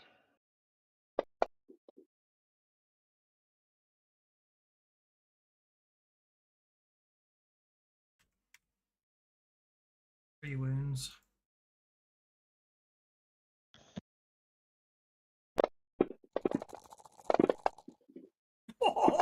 Really? Really? Come on. Fine. Don't forget to spend a penny if you want to maintain your conviction. Well, I still have my second attack. Oh, good point. Oh, retreat after you're done. Oh, I won't retreat. Yes, retreat. This thing's going down. Oh, it's going to go down, but get back from it. I'm being told to retreat. Okay, I will back up after it's shaken, which means you can retreat. Shake will let me do it. Yep. I will step back out of the water. Okay. You step back out of the water. That way, if somebody decides to throw electricity at the water, it's not me. Not electricity is what I'm planning to throw. I'm planning to throw something else. I didn't get my turn. No, I pressed F12 and it basically moved everything on. I don't know why. It's showing you. I don't know why you didn't get your turn. I was sitting there looking at the combat tracker, waiting for you pressing F12 to move it down to your turn, and then it didn't. So I don't know what happened. See what happens when you jump. I think it jumped. I think you and I think we prayed at the same time. Yes. Yeah. I think you should take off a penny from yourself, GM, for being impatient. No, I think what I'll do instead is I won't take my penny off myself. I'll just do this instead. Alright, it's your go. What do you want to do? Zafira is going naughty man. Target Tentacroc with her telekinesis. Okay. Wyatt gave me a large burst template, and that's somebody else playing, I'm assuming. And I'm going to try to telekinetically grapple it. Sounds good to me. With my strength that is running. So how do I roll a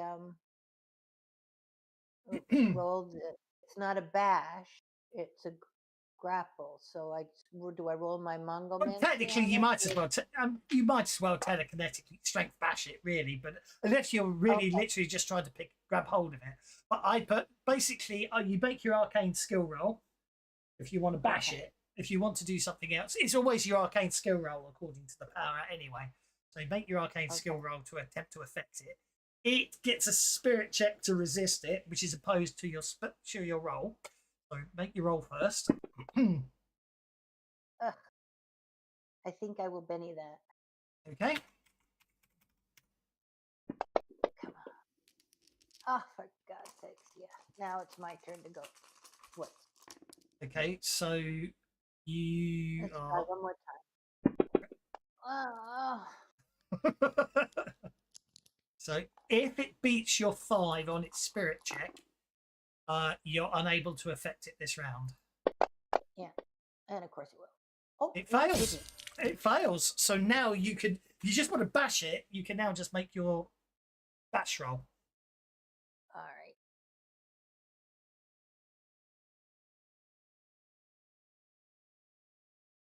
Is that a D10 or a D12 bash? D12 because you got right. It's a D12 when you get a raise on your original casting. It's based on your original casting. Okay, you try to move it, but it's just too big, I'm afraid. Why should I roll a D4? Oh, it's a quirk of Fantasy Grounds because it doesn't have an action. I can sort that out. But you don't need to re-roll the attack to do it. So I know why, and I will fix it. But in the meantime, just roll the bash manually. And...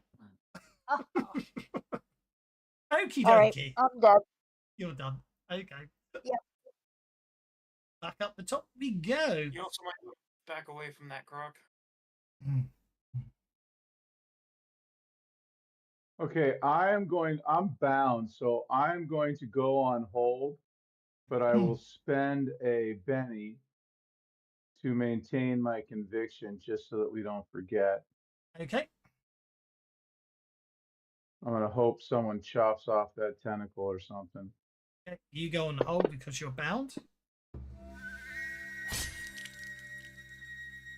The Tentacroc fails to unshake, so it spends its last Benny unshake. Obviously, and then it literally just drags us. It basically moves back into the water and drags us all into the water with it. And as you're dragged towards it in your totally bound state, you get a lovely view of it chomping down on you.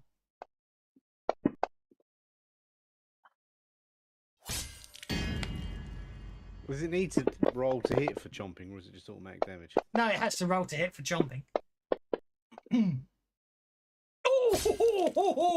What's the rule about when you grapple, they get an automatic bite or whatever? What is That's crush. That's crushing. Crush, an automatic crush, yes. Right. Yeah, because it just uses the tentacle swords to feed its mouth. But Look at Azul! Look at that! Azul is perfectly unharmed by His that. dice are bite. on fire. But crush is just strength. Strength, yeah. Fritz is up. I thought Azul was in trouble there, and then he just literally goes, "Nah, not affecting me An then." absolute crap roll.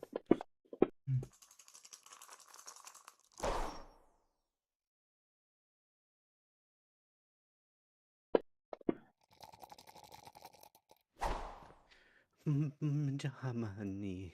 Oh, fuck. Look. Benny produces mild. Why is my scale? I don't know. Yeah, short range. Is he smaller than me? Is he?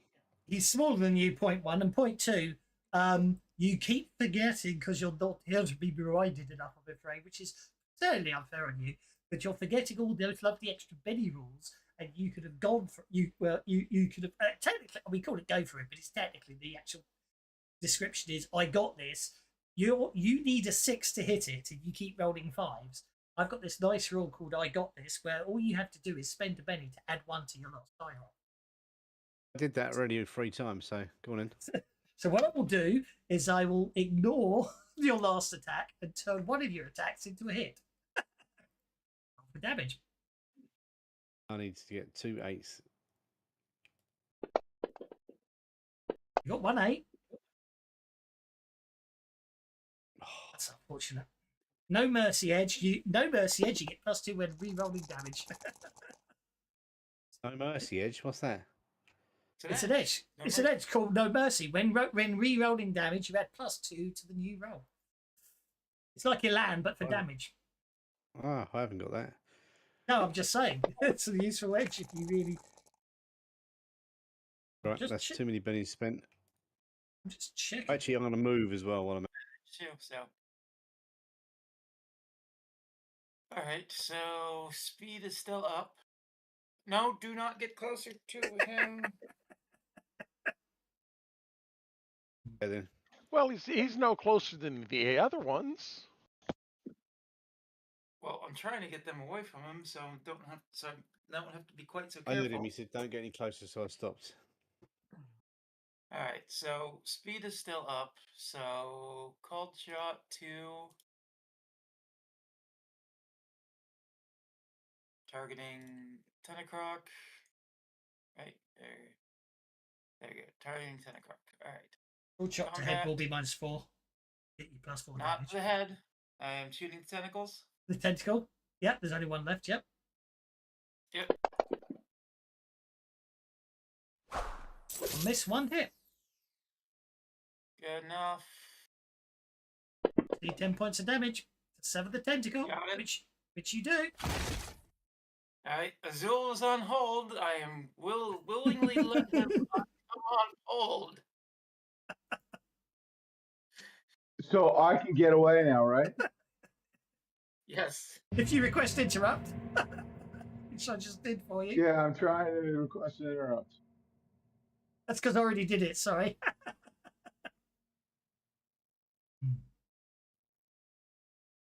Okay, cool. And now I'm going to move away, Okay. and I am going to.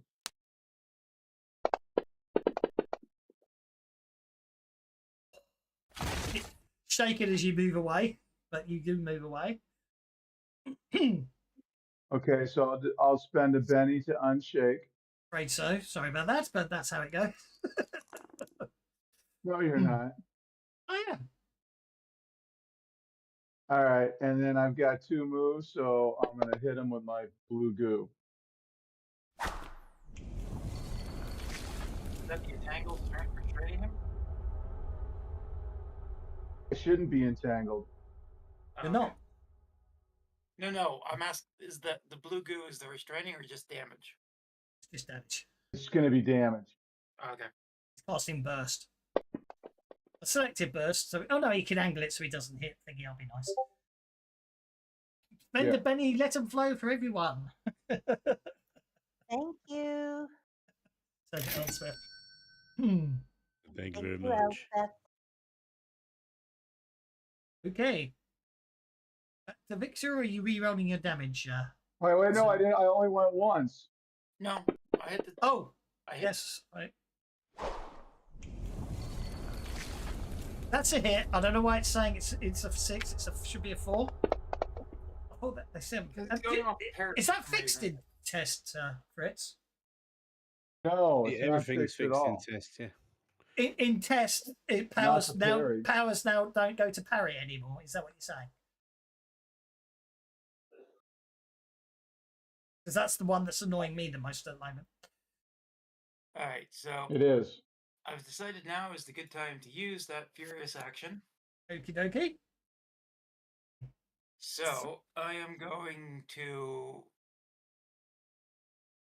pull out a bunch of cubes, go flying by, toss the cubes up in the air to fall back down, grab Lazarus, and keep going. Okay, you've got 2 more actions left because you've already performed one of the 3 limits. So but there's no penalty on your 3rd action. No problem at all. I like it. Make an athletics roll.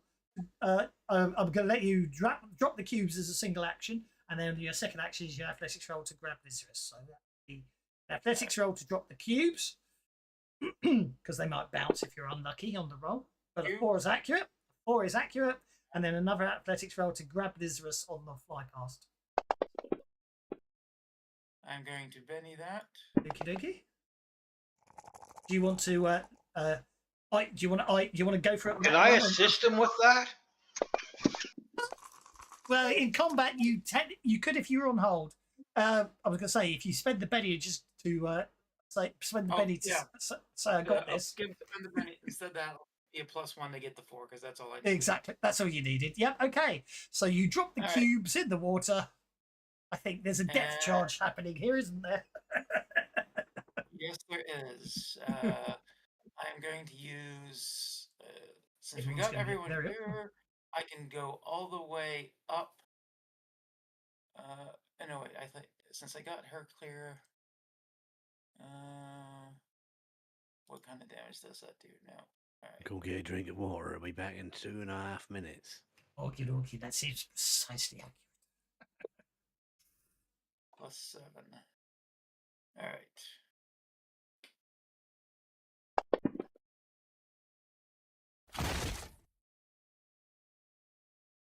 I am going to try and penny that damage because that's sad. That is sad. But kaboom. Kaboom! It shakes it. Oh, hold on up. They might be held up. No, it doesn't affect. It doesn't affect it. It's hitting. Interesting. Soon that is. Okay.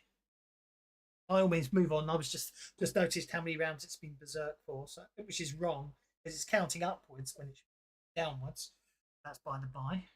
It should be on 3, not 8. So, No. After 5 rounds, it suffers a point of fatigue for being berserk, doesn't it?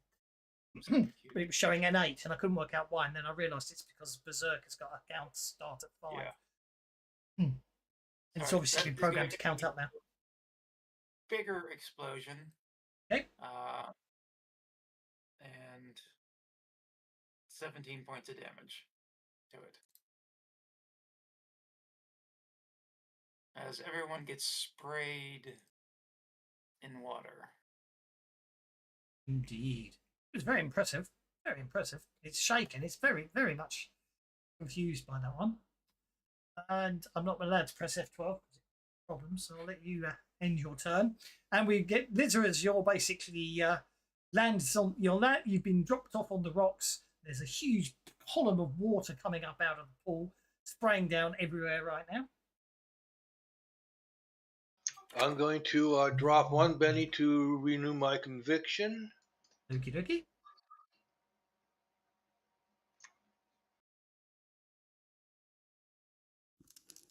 And I'm going to use my common bond edge to give Victor a Benny. Okay. Now you can get close parts. Don't forget, readying a weapons is you can ready up to 2 weapons around, so you can swap. You can switch to a ranged weapon if you. Well, there's a complication with me and weapons, okay? My hardware is probably sitting somewhere around there where I put it safely on the beach and then went in to fight the red monkey man. I should give you a Benny for your complete honesty of reminding the GM what you did. I'll fix it next round, Lazarus. I'll fix it next round. We'll get you over there. You're aquatic, aren't you? Oh, you're not aquatic, are you? Well, I'm going to reach in and pull out one of my favorite little artifacts here. It's that sapphire dagger, that really nasty sharp thingy that I got from the mole people, and I'm going to drive it straight into Mr. Tentacroc. But you have to swim to him first. That's the problem. Can't I throw it? You could give it a shot. Yeah, go for it. That would be an athletics roll, or wouldn't it be? It might not be a throwing dagger. That's the only thing. It might not be balanced for throwing. I can't see. That depends how good my athletics is now. Spend a I Benny I to could always miss get it, though. lucky. I can't actually see the dagger on your equipment on your combat. No, it's tab. not in my weapons class. It's actually in my inventory. Yeah, I no. didn't That's, normally carry it. How many tentacles does it have? I only had 2. Got no tentacles left. It's going to go back in the water and sort of. It's going to flee if it gets the chance at the end of the turn. Go for it. Make an I have a athletics roll. sapphire dagger on my attack list. It's a D6 to hit, and it does a D4 for damage, is what I've got. That seems reasonable. -2 for medium range is still a hit. There. Let's unlock his character sheet. There, and then change that to ranger. Right, you have a dagger on your character sheet. So you should better roll that for damage. Yes, thank you very much.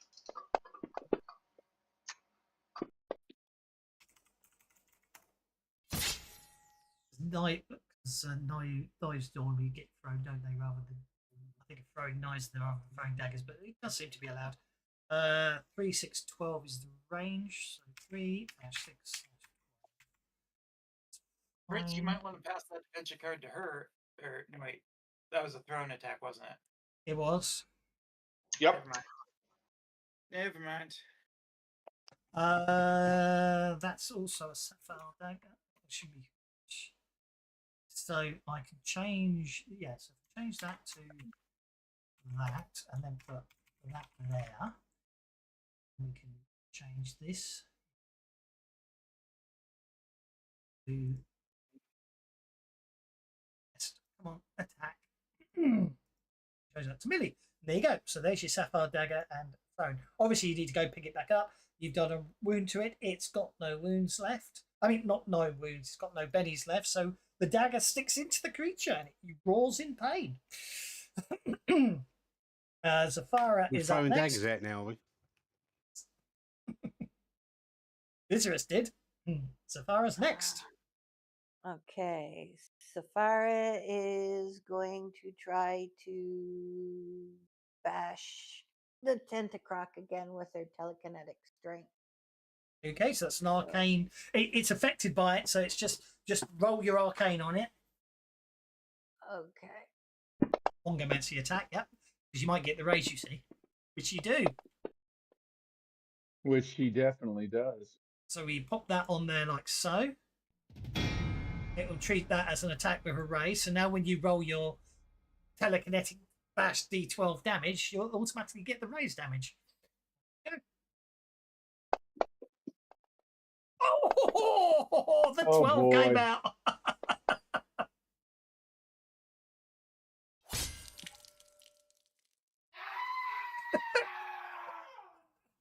That. What did you do? Take my dagger and drive it into his brain? Probably. In dramatic No, fashion, that thing goes down. If you hit water fast enough, it's the same as cement. So she just went whack, whack, whack, whack, whack on top of the water. I was watching a video, I think that came out, I think it was last week. Kentucky Ballistics. He's firing his guns underwater to see if they'll work underwater. And of course they do work. But after I think he got up to a 4.5 Magnum, and after that, I might even before that, he said, he's under the water when he's firing them, and he's, the shock waves are really hurting his ears and everything, and really hurting his body as if he's firing. So after that, he starts rigging up. When it gets to the Magnums and stuff, he's like, no, he's not going to be in the tank when he fires it, so he rigs it up. So he can pull it. And his AR-15 exploded when he fired it underwater. It worked. But the actual shockwave tore the AR-15 apart, and he tore apart. I think it broke the AK-47 as well. You know what I mean? After that, and the final one he fired was a sniper rifle. Not the Barrett, but I can't remember. In Savage Worlds, what the caliber of the Barrett is. Can't remember the really big one. I think it's and that literally his 50 BMG. Yeah, that's the one. He fired that. That died. The shockwave tore it apart, but the bullet, even underwater, where the bullets were hitting this 1/4-inch steel plate in the water tank, and they were hitting it, but they were hardly doing any damage. With this final one, the sniper rifle died. The whole rifle literally shreds itself from the shockwave. The bullet, even underwater, went through the 1/2 inch of steel and through the back of the 500 gallon or 500, I can't remember. 3 foot high, 6 foot by 3 foot high pool of water. How far away is the metal plate? Not far. It's got a few feet, but basically the final shot, he destroys the pool, he destroys the gun, he destroys the metal plate. I mean, most worth a watch. Being underwater, 2 foot of water makes you bulletproof from most stuff, doesn't it? Yeah, because According of to viscosity. Mythbusters, it does. I not a watched sniper that in one of rifle. their episodes, and they So said, next time I'm running away from a sniper, I know I have to get under even more water. yeah.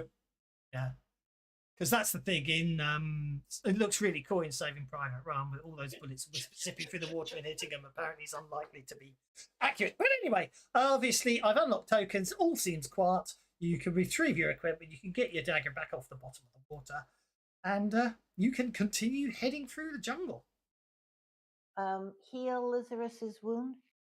You can do whatever you like. Tokens are not locked. Okay. Where is he?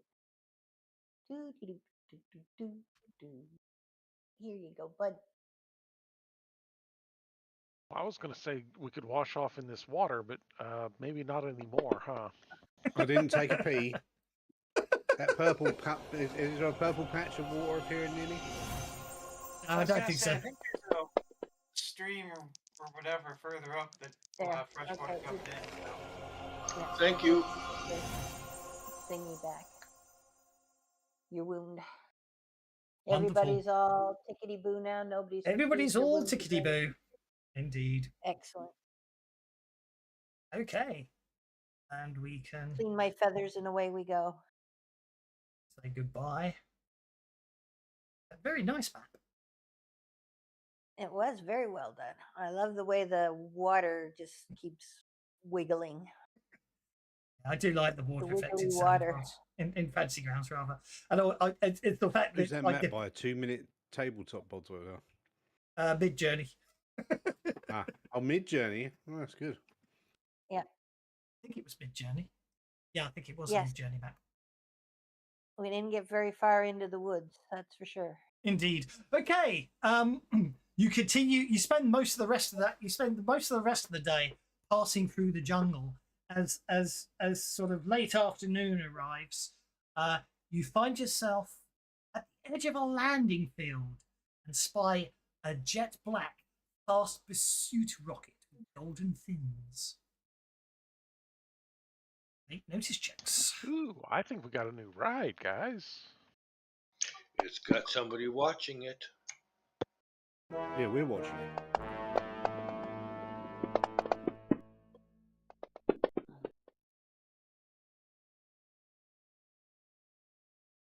Of course somebody's watching it. We are. Hello.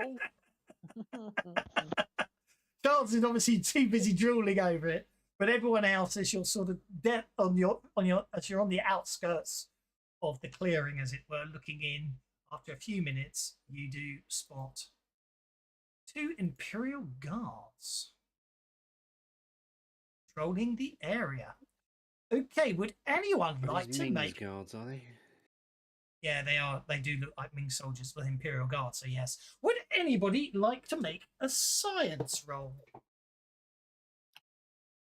If I had one, I would. I'd like to make a stealth roll. Now, don't forget, you can make unskilled rolls, and don't forget, if you want to make an unskilled roll, you can spend a penny beforehand to negate the -2, so it just becomes a straightforward D4 unskilled roll rather than D4 -2 unskilled roll. If you wish to, you have to spend the penny before you make the roll. That's the best bargain I've heard all day.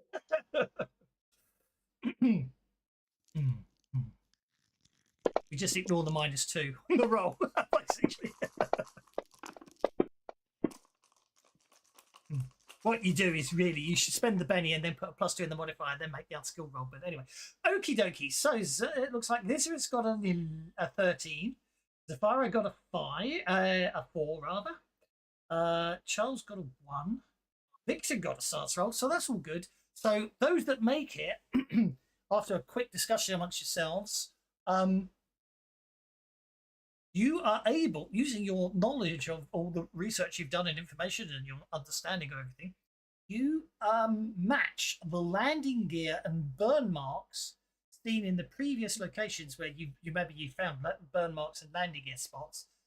You're now able to identify this is the particular ship that's been at all the abduction sites you visited and investigated yourself. Can we see the Okay. door? Hatch It will be about there. open or closed? Closed. Okay. I think we need to take out these guards without them raising an alarm if we want to do anything to that rocket. Well, I'm worried about any guards inside of the rocket. Or crew inside Well, of that's the rocket. true too. If you wish to reposition, then feel free to do so after making a stealth check before you move.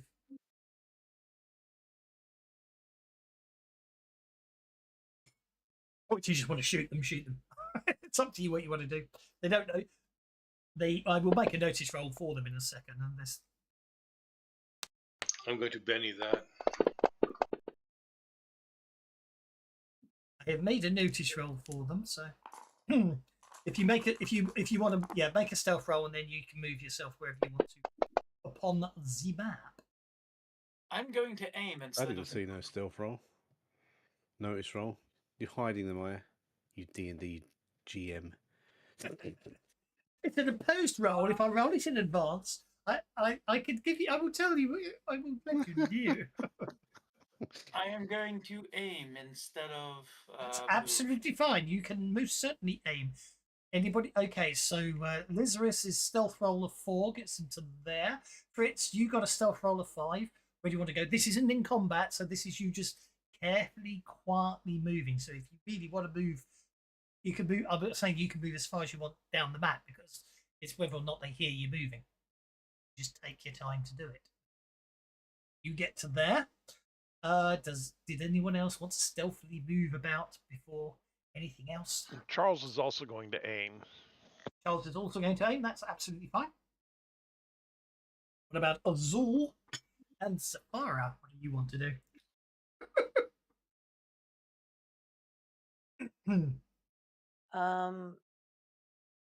Safara was gonna cast protection on everybody like she usually does. Is that Mongomancy or Psionics? It's Mongomancy. And That Mongoman. that will have a visual and audio characteristic to it, so you probably want to do that. As soon as you do it, they'll hear. There's a chance they'll hear it. Or That's you what can I'm trying spend a penny to change the trappings. Or yes, you can spend a penny to make it silent. Yes. Okay, I'll do Non-visual. that. Okay, but if you spend a penny, you can cast it silently. So I forgot to target everyone before you roll it. You always forget to target it before you roll it. Okay, so you're targeting friendly units. I keep forgetting. I get so excited about rolling the cast. I keep forgetting to target. Don't worry, I am only teasing. I don't mean it in all honesty. Okie dokie, Mr. Azul, sir. What are you doing, sir? Yeah, so I guess I will take a cue and go ahead and target all of my friends and spend a Benny to Change the trapping. To change the trapping to silent. Yep. And I will go ahead and try and cast speed on everybody. Go for it. Since that seems to be, we're trying to move.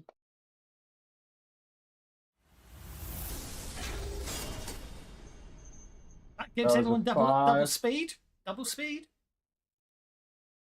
That gives everybody double speed.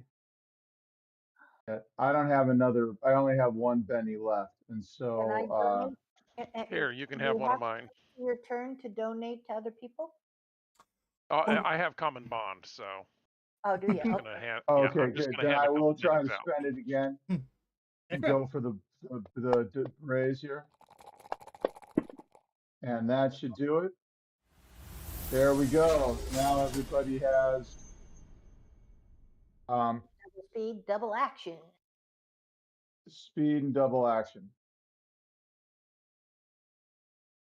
And Oh, that's Sorry, I what completely bugged that one up. I misread what was going on there. So Victor gave Azul Sorry, I thought Victor gave Azul a Benny. Charles gave Yes, me yes, a yes, yes, Benny. yes. No, ignore me. Ignore me. I was mistaken. I'm fixing it all round. No problem. I'm just repeating what happened. Charles Agreed. gave me a Benny because Charles has common bond, Yes. right, as a thing. So he gave me a Benny. I spent one of those No. bennies on It's no, it's not. It's re-rolling the absolutely. speed and got the raise. I know what's happening there, but that's not the problem. The problem is I didn't realise. I hadn't noticed that it says who so and so got a Benny from. So when I read it as Victor was giving a Benny, because I thought Victor was going to give a Benny when the 2-for-1 Benny giving it. So that was my mistake. I've corrected it and given everyone Bennies by way of apology. Okie dokie. Now the guards. So now, and then I don't have a button, so it should have happened automatically that everybody got double speed. Yep, it certainly did. It certainly did. Myself, did it give it to me? Which reminds me, actually, Charles needs to get a Benny because he was on the 2 of spades and he didn't point it out last combat. Oh, I thought I was on the 3 of something last time. No, you were on the 2. I did mention it. Okay. Right. Here we go. So that's given everyone new cards, including the fact that has all got a joker there. So the guards do not know you're coming. So this is you acting on a surprise round, but I'm dealing cards because obviously it's a surprise round, so you still get dealt cards. Obviously, if you want to move up the combat tracker, you can do so by it. But at the same time, if you want to alter the flow, people can obviously go on hold. Guards are surprised until the whole round, so you'll probably incapacitate them quickly. But Azul, you're up first. Or you could just go on hold. Okay, well, yeah, and you know what? I think I am going to go on hold because I can interrupt at any time. And let me see what my bigger brain compadres decide to do here. Well, you've got the joker, so go on hold and save your +2 bonus for if anything else goes wrong anywhere down the line, isn't it? Right, that's what I'm saying. Yep, so I'll pop you on hold. That gets us to Charles. Charles, you've been aiming. Yes, I have. That means I get a +2 on my first shot. Is it still a +2 or does it negate -2? I can't remember. It negates 2 or gives you a bonus. That was it. Thank you. Aiming negates up to 4 points of range, cover, called shot. Yeah. Or it gives you a +2 penalty if you don't have anything to negate. Yes. Right. Bonus. Something like that. Yeah, that's absolutely fine. No, I knew it was something like that. I always forget because they subtly change the rules between editions, and you forget sometimes. I'm gonna spend the Benny to turn that into a raise. Okie dokie, that's a raise because you hit a 8. Yep. So essentially, when you aim, you get a free called shot. Potentially, yeah. Yeah, if you aim, you can have a free called shot to the head without penalty. So it's no penalty to hit, but still +4 damage. Okay, well, Charles, you take out the first Imperial Guard with a well-placed shot. Ah! Down he goes. Okay. I heard that. I will then skitter down here and shoot the other guard. Okay, I need to skitter a little further. I need to get within. There we go. There's short range. Do-do-do-do-do.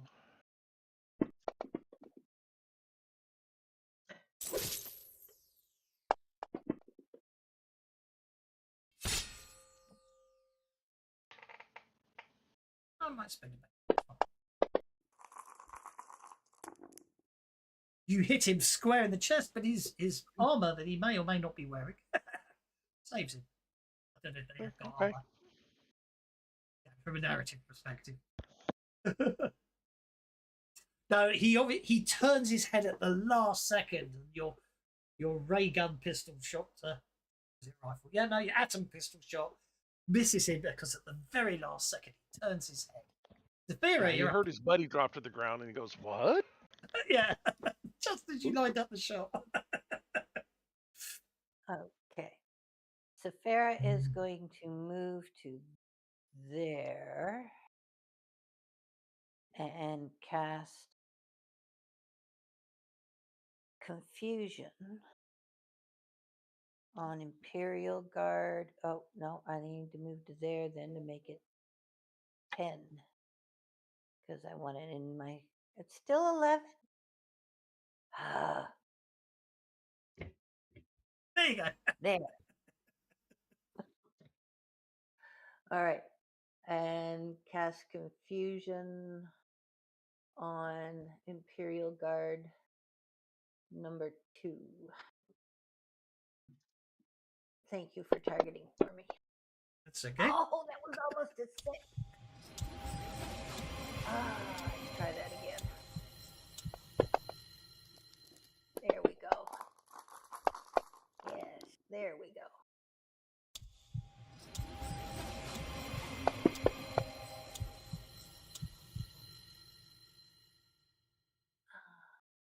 Okay. Well, the effect's not there, which is a shame, but So he's distracted and confusion vulnerable. makes him be distracted. Both with a raise. Agreed. I thought it was. I was just checking.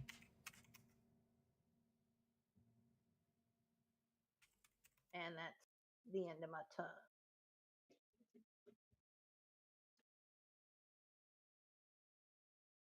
It's Oh, I just Azul requested an requested interrupt. Azul requests an interrupt.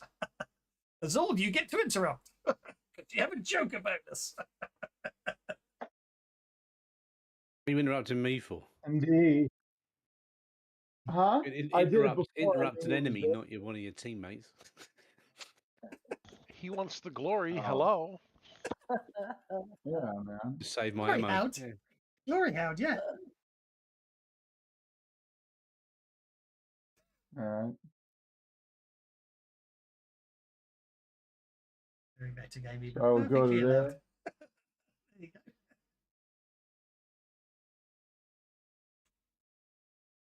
And I will sorry, let me get rid of this. Oh, I am Turn that into targeting. a Okay. token, aren't I? I'm going to have to turn that into a token, that rocket ship, because you can steal it. I know that's a nice ship.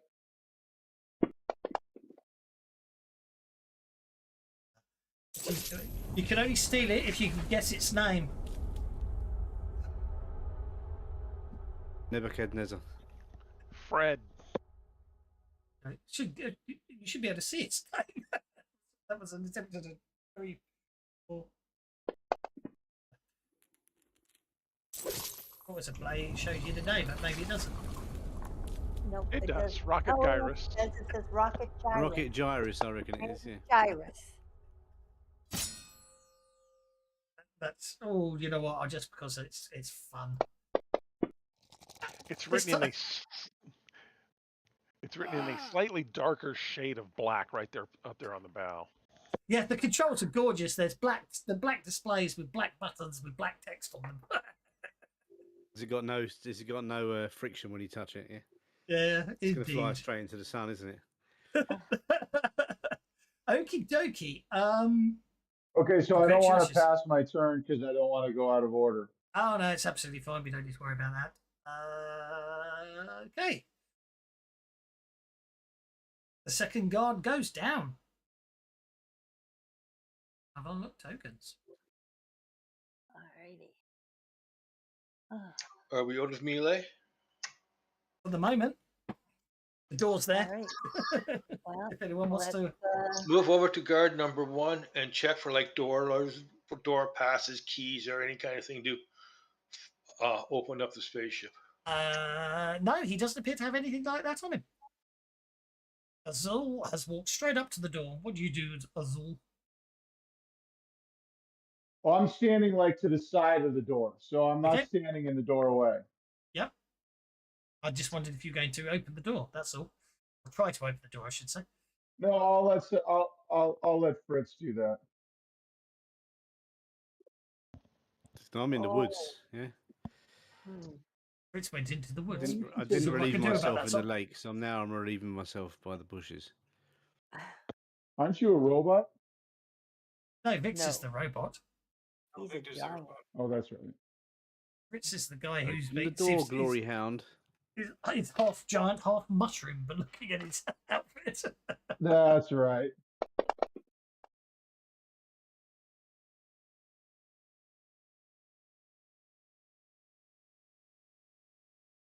You don't see anything, Victor. Yep.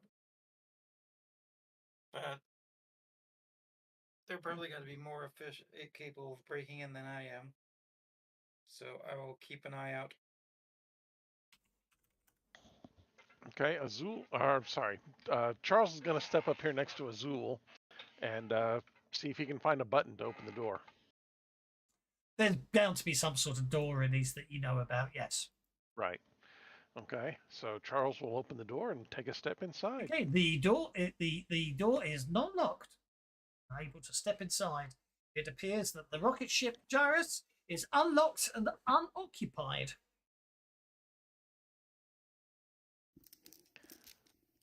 Yeah, but are the keys here? I pull the sun visor down. Oh yes, yep. Make a piloting roll, Lazarus, because you've moved inside the ship.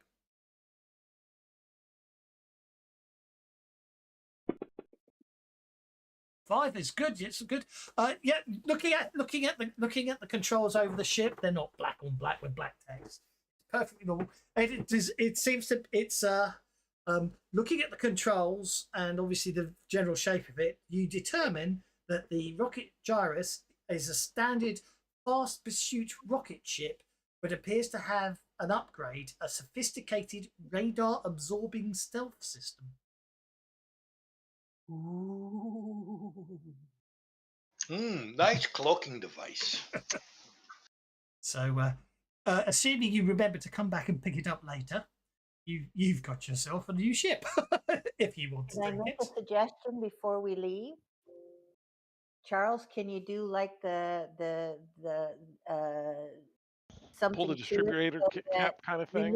remove a critical part so that nobody else can take off with it? Sure, I'm sure I can find something critical to take. Yeah, we want to be able to put it back in so we can use it, right? Map it. Oh. But something that's not obvious, so that when they get in, they would at least have to spend time trying to figure out what's wrong, why it won't take off. Right. Are we sure that there's nobody else on board? Yes. There's not a whole lot of hiding places. Look, you can't hide in the engines. Well, you can't hide. I don't know. I saw engines. Star Wars. I saw Star Wars. There was no demons in the engines. No, Obi-Wan Kenobi hides in the cupboard that he closes with the Force, rather than just use the handle to close it. Show off.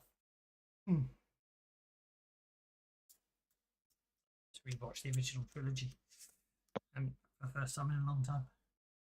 The original version or the direct? Sorry, not the direct... sorry. When I mean the original trilogy, I don't mean the proper versions 4, 5, 6. I mean 1, 2, 3. The trilogy. Oh, okay. The prequel trilogy, which when compared to the sequel trilogy, are masterpieces. It is interesting. Disney did manage to make me appreciate episodes 1, 2, and 3. Yeah, because they screwed it. Yeah, I mean the first one was alright. The one Episode the very 7. first Force Awakens was good, and then the other two were just massive steaming turds.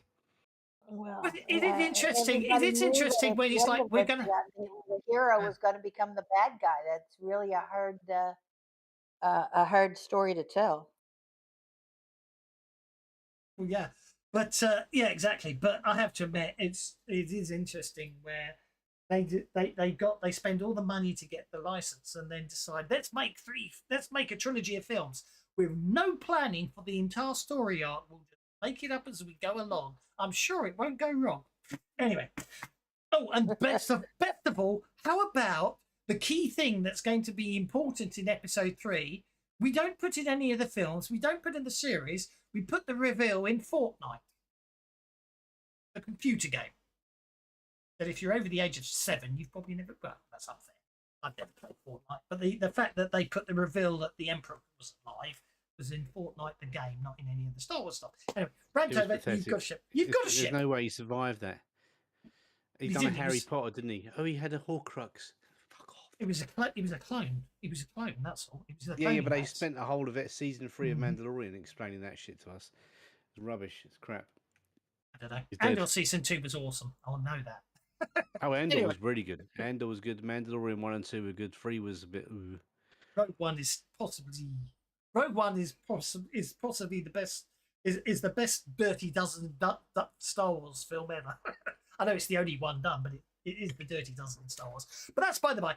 Okay, you obviously you've got the ship, and you can make Charles made a repair roll to disable it. Looting the first and second guard. That's a very good idea. What do you get when you loot the first and second guard? Good.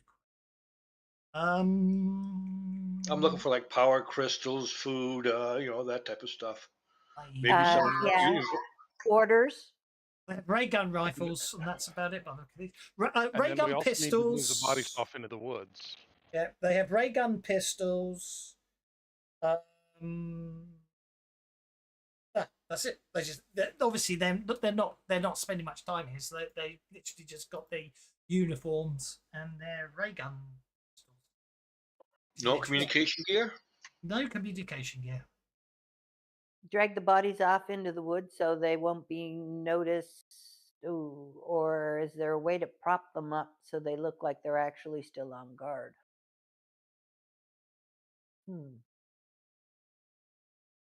No, just drag them away. We'll hide the tracks.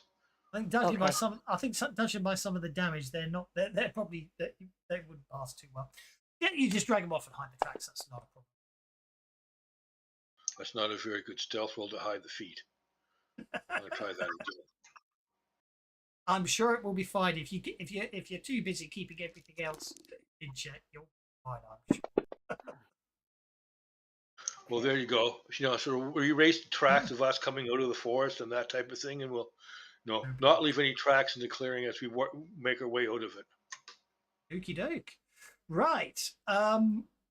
Not far from the landing area where your newly acquired rocket ship is, you come across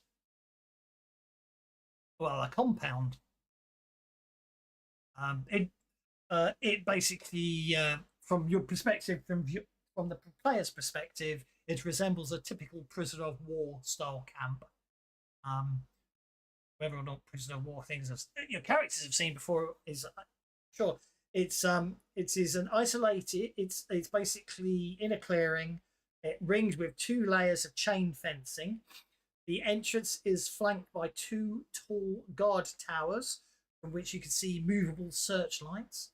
So it's obviously it's early evening at this point, so they've probably already got the searchlights on. Reminds me, I need to go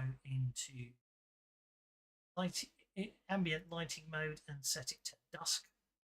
Go. And can we see the number 13 anywhere? That's obviously going to pass way over my head. Hogan's Hero. It was an yes. American comedy. Nobody escapes from Stalag Luft 13. No one got my Colonel Clink reference either. As you're observing the camp from your corner area, you hear an announcement from the loudspeakers. Attention! Attention! All students must report to the counselors by 1200 hours. Mingo time tomorrow for inoculation. Cerebral calisthenics will take place in the gymnasium at the usual time. All hail Ming! As you look at the camp, you can notice that Imperial guards and a few dark-robed figures move throughout the camp. Groups of youngsters are also visible, wearing black tunics as they march from building to building. The rear of the camp backs up to the wall of a jungle.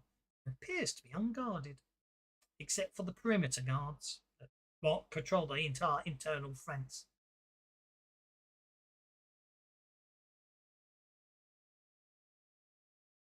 After, if you watch them long enough, you'll determine there is a 5-minute window from when the guards march this way, as it were, on the perimeter.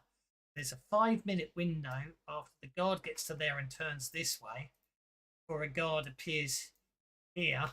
You can see there. So for 5 minutes of observation, you notice that the back area of the camp is no one guarding it. What you do notice also is there's a large cycle behind the entrance to the camp. As I say, these are the 2 guard towers with searchlights. And the 5 long buildings on the northeast side there in the corner, are those the students' quarters? I know what you mean. I'm curious.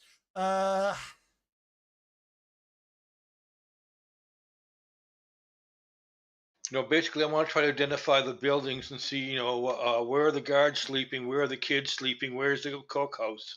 These 5 buildings here all appear identical. You get a distinct impression they're barracks, but barracks for guards or students. You're not. Obviously, they could be. At the moment, the students, when you see students moving around, they seem to be mostly moving in and out of that area, that building there, and between that building there and that building there. There's a large impressive set of doors there and a smaller door there. Obviously, when someone positions themselves there, you'll see inside that this appears to be some sort of building. Here appears to be some sort of moat. It's unguarded, as far as you can tell. It's a corrugated metal building. I'm guessing vehicle shed. This thing with the fence around it here makes me curious. Any idea that I'm guessing, folks, that we're sort of moving to the back area here to get ready to go in now that we scouted it out a little bit, and that it should be pointed out that you can see you can see. Let's find out how many right now. 2 wolfins running around inside that chain linked area there.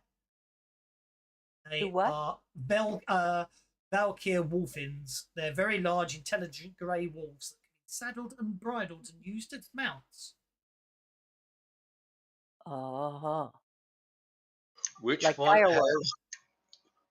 Okay, and these which appear building to has a cooking chimney coming out of it? the canteen is here. But what you remember, I said you see the kids moving sort of between these 2 buildings. So that's the canteen. That appears to be. You don't know what that is, but that's where the children seem to be heading during the day. No wonder the Ming Empire That's the collapsed, their gymnasium, I'm headlines so bad. assuming. Yeah, Training facility of some type, yeah. yeah. Sorry, what was the small room up front? That small building up front? Staff. You mean this one here? Yeah. It appears to be some sort of administration building or something. Don't know. No one seems to be heading into it or out of it at the moment. Okay. Or is that where the Ultra Brain is? It could quite possibly be the camp commandant's office, yes. Now, based on the state of the buildings, if you wanted to guess which one of all these buildings General Cravula is using as her office, your guess would be that one. So, right now, patrolling are 2 Imperial guards and 2 wolfins. So they're literally mounted guards riding the wolfins around. It takes them 5 minutes to get from there to there. Obviously going down there and along there, back up there takes 5 minutes. push of the heroes, you get you spend as long as you need to examine all that. There you go. And then the smaller ones are the dorms. Uh, these 5 buildings are identical. They obviously externally they look like standard barracks, but obviously that whether logically speaking, some of them will be housing staff. And you see, you've got guards and you've got those black robed individuals. But logically speaking, also students must be using at least one of those buildings to sleep in, or maybe you don't know how it's split out at the moment. As I say, you wait till it gets dark and what happens. What are the 2 ones outside seem to be guard checks? They're guard towers with guards in them with searchlights. Okay. Yeah, it's a proper prisoner of war camp with the searchlights at the front. So obviously, once it hits, it's dusk at the moment, but once it hits dark, then obviously we'll start sort of. All right. How much do I get? I've got 4 of those, 2 of those, 4 of those left. Once the game starts, we'll start doing that. Start doing that sort of thing. Searchlights sweep the forest area, but not yet. Oh, we have those burrowing crystals, don't we? Yeah, we do. We could use those to get in under the wire if we can identify which barracks the kids are in. When you say guard Well, tower, some of you can fly over the wire. Well, yes, but I'd be very, very visible if I did that. Are we talking like on stilts guard towers, or are we talking more like solid single? These 20-foot-5 tall, these 25-foot guard towers are modified wooden structures with raised platforms protected from the elements by peaked wooden roofs. Ladders mounted to the rear of each tower allow access to and from the platforms. As far as you could tell, there are 2 guards in each tower. You know, I really love the idea of sneaking in and breaking the kids out and basically pulling a breakout kind of thing. Pull a heist as opposed to an assault. Yeah, treat it like a heist instead of a bust out. That they're doing brainwashing, I don't think it's going to go that nicely.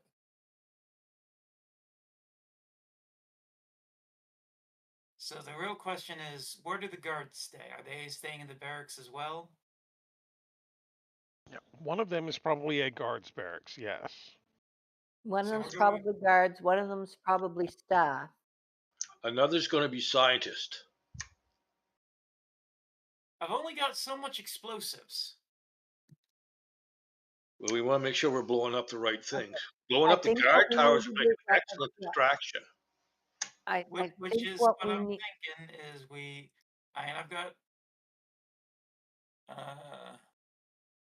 hopefully the students are not intermixed. So, because I can probably take out 2 barracks at a time. But I'd like to kill the admin people.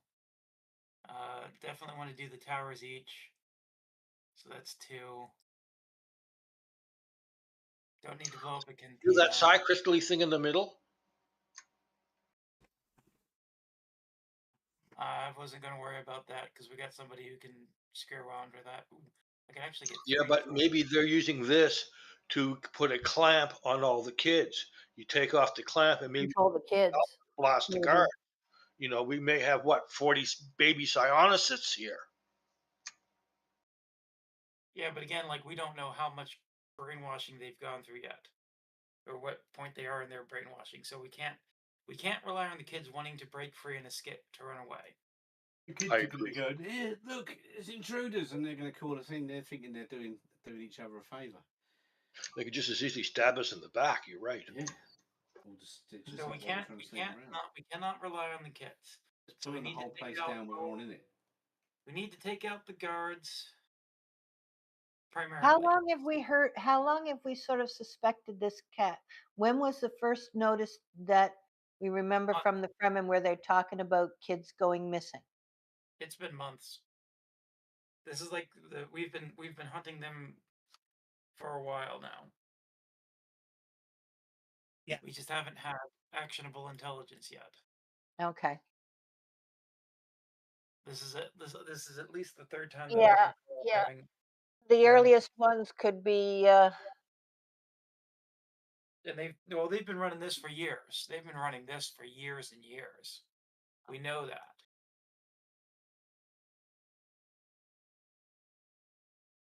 This is not a new program. This is a very Oh, I actually I think it was relatively new. They've been taking kids. They've been taking people psionicysts, but they've never been taking underage kids before, if I remember that correctly. Can we have a clarification on that, Doss? I was just wondering the same thing. Rise of the Ultra Brain. Let's have a look. And my biggest concern are going to be the staff and the soldiers. Sorry, the scientists and the soldiers. The staff probably aren't going to be that dangerous. So the staff, the guards, the dogs, and the scientists and the guards. It's probably been going on for quite a. It does. I don't think it tells me how long, but based on the. It's probably been going on. It's probably been going on for at least 6. For the last 6 months, I think you've known about it. Probably it's potentially been going on for over a year before enough people realised that there was because people go missing all the time, but it's the fact that Right. So you don't know how long it's been going, but it's been 6 months since you started investigation. Because obviously you've had lots of side quests and stuff, but you know what I mean. Okay. So yeah, you're right. It could be an issue with the kids. Based on the size of the barracks, you reckon each barrack could hold up to, without overcrowding. Based on the size of the barracks, you reckon it's probably safe to assume there's 5 barracks that there's enough room to sleep 100 people. There's 5 All barracks. told, so like 20 people per barrack. That's correct. Yeah. So we want to establish which barracks have the guards in it, which barracks have the staff and soldiers, the scientists, teachers, what have you.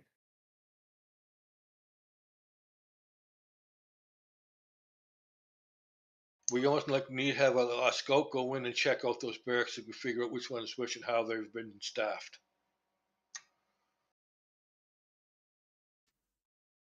Who's got the best sort of stealth among the party?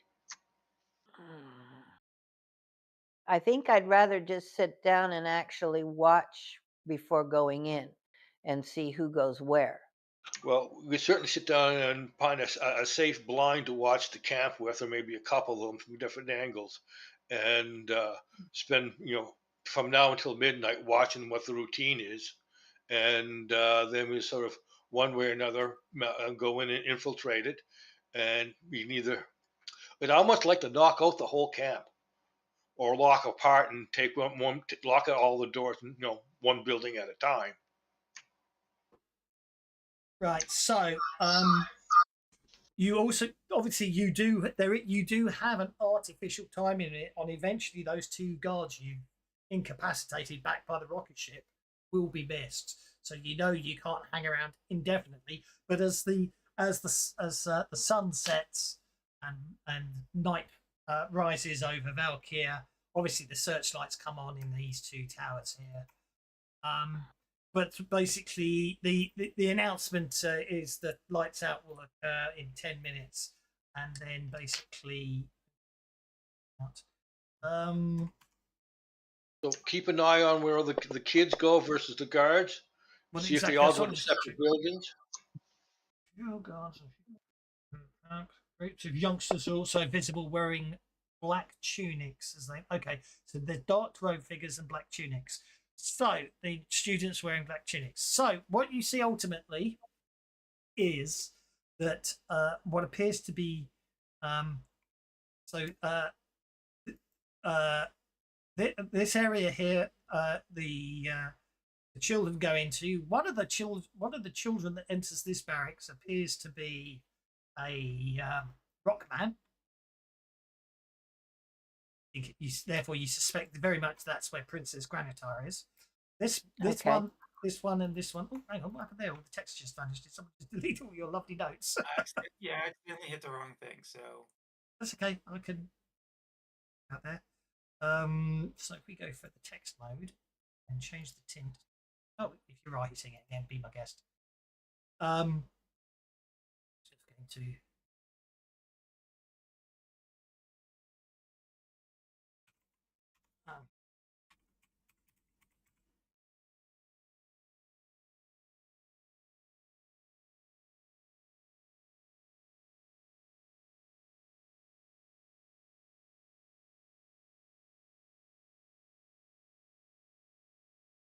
Do it. So the top two are children, or top three are children. Yeah, if it lets me type it, I will type it. But type it now for some reason. Well, I see the children showing up and typed on the second barrack. Yeah, Yeah, text tool's a little funky. yeah, it's very funky. Let's give up on it already. It seems to have. Oh, there it goes. Now it lets me put a second one on. It's so weird the fact it lets. Oh, there we go.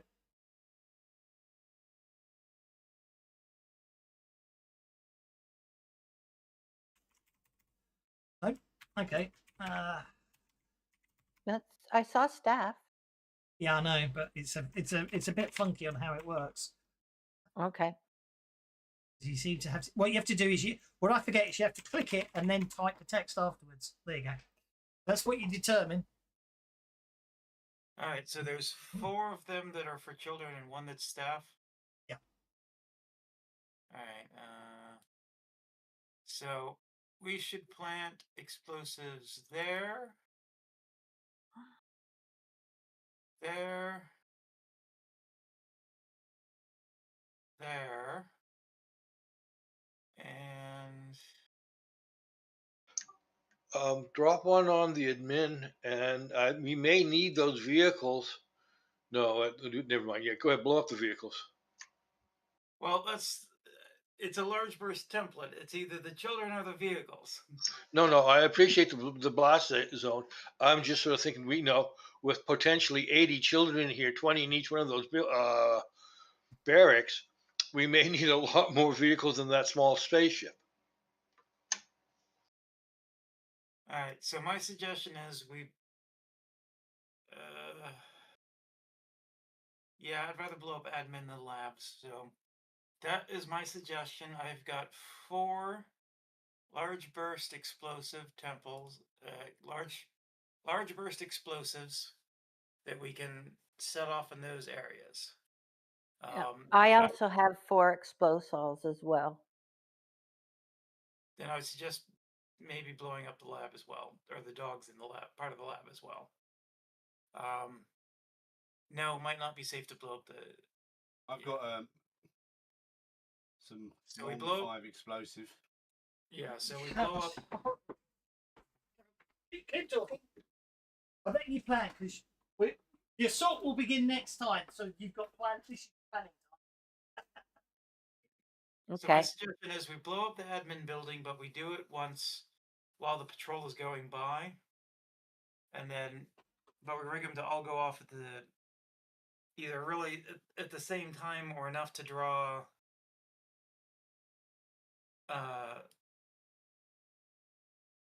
That would be we'll draw some of the staff out and then blow it up as they come out. But I'm all for killing them just in their beds.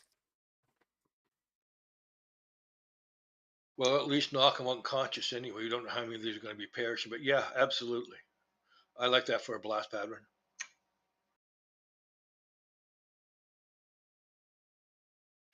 How do you want to deploy those? We've got a whole bunch of burrowing Christas because of my previous efforts. Everybody should have one. I've got 2.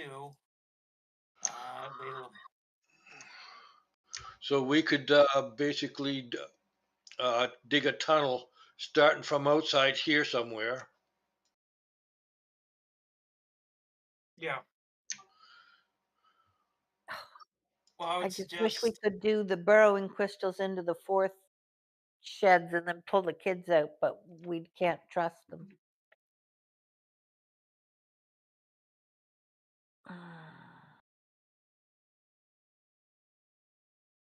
If you want to make an educated guess, though, that shed there is probably because Granita's one of the most Princess Granita's one of the most recently abducted, and probably from Yeah. the descriptions you recognise some others. So that's probably the newest bunch of kids. The youngers, yeah, Yeah. newest recruits. So we could do a burrow into there and just try to sneak them out. But I like the idea, like you guys said, of tossing the whole camp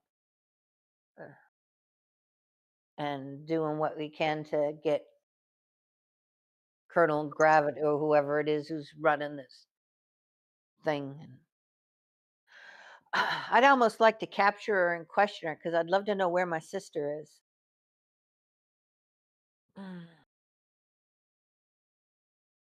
so. We won't destroy the admin building, so we can.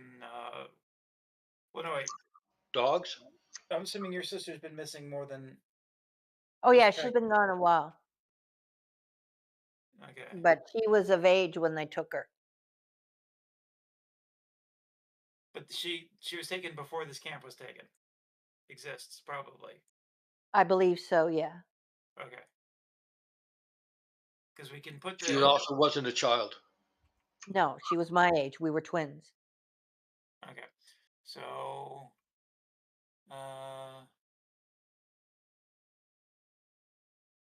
Oh, that does not have an area of effect, so we don't need to plant those ahead of time then. All right.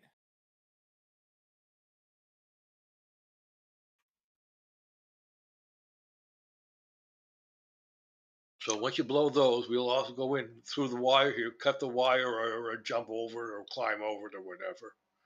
And we're gonna take out the top guard, and his thing will probably come rushing down here to see what's going on.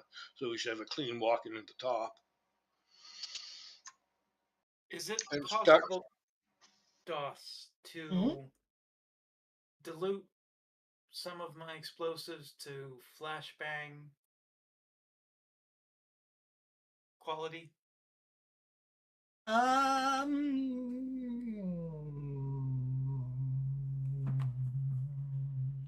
I've got some limpet grenades too. They're not area of effect. They're a single target, so they're good for capturing single target or impairing single targets. But I'm wondering if we can set up a couple in this main thoroughfare.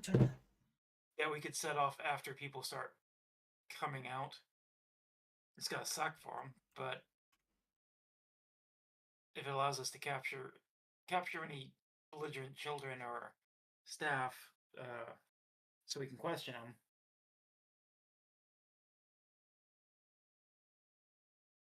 Well, it's our first objective is to get the kids out, as And it's opposed going to be a to. lot easier if the staff can't resist or stop Well, us. then let's get rid of the staff first. Then Okay, so do what we have to do. That's our main. Like I said, our main thing is to get the kids out. Right. It would be Otherwise, nice it's to destroy the program, but anybody got a couple of buckets of knockout gas? I'd love to gas the whole camp and put them all to sleep. Well, unfortunately, I was just checking. Charles doesn't have notice D8, so he can't spend a penny, get high adventure to get MacGyver. But I will say that if you want to do some prep work before you go in next time, basically, not you can't do it now for next. You can Charles. You can using the high adventure rules. Charles can spend a penny to get Mr. Fix It, and then some fun and games with playing with explosives if you want. just to double check. The reason I say Mr. Fix It is because that gives him +2 repair rolls, which will negate the penalty I was going to give for fiddling with explosives. Rocket ships use fusion, not fuel. It's not stated. No, they use Mongo rays. Oh, actual fact, no, it told us, didn't it? It told us. Mm. Oh, no, it's the Navigatron goes dark. The engines just throttle back, shift to compressed air. So they obviously run off compressed air when they're not at high speed, and obviously use compressed air to lower down. It's whatever causes those sparks to come out the back and hum a lot, isn't it? Remember the rocket ships flying in original Flash Gordon? It's lots of high pitch, lots of humming and smoke and sparklers coming out the back. So, well, I was just thinking, nitrous can be used alternatively. Nitrous oxide. Oh, you'll make a few explosives out of some rocket fuel. Well, it can be used other ways as well. Accelerants and things like that. Yeah.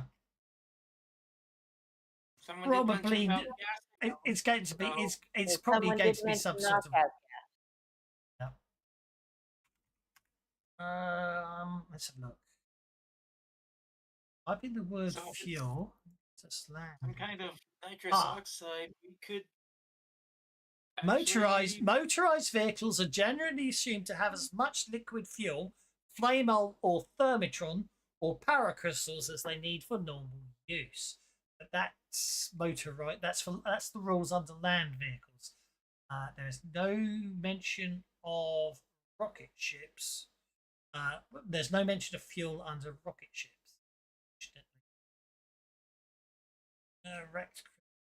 Well, it does say vehicles. Isn't a rocket ship a So, vehicle? Since most vehicles on Mongo use potentially volatile fuels in their engines, thermiton, radium, or power crystals, vehicles suffering a wrecked critical hit explode for 3d10 damage. Crew and passengers have a chance to evacuate as above. So when a rocket ship is wrecked, more than 3 rooms are wrecked, the passengers must roll. Those who fail. So it's probably okay. So it sounds like vehicles. Yeah, it's going to be thermitron, radium, or power crystals, power ships, vehicles. So, and it doesn't imply I'm guessing thermitron is some sort of like liquid, like gasoline. It's probably well, flamo, I think was gasoline according to the land stuff. So, yeah, liquid fuel is flamo or thermitron, power crystals, or radium. So I'm going to say rocket ships are powered by radon or power crystals. Vehicles get more liquid stuff like thermitron or flamo, radium, I should say.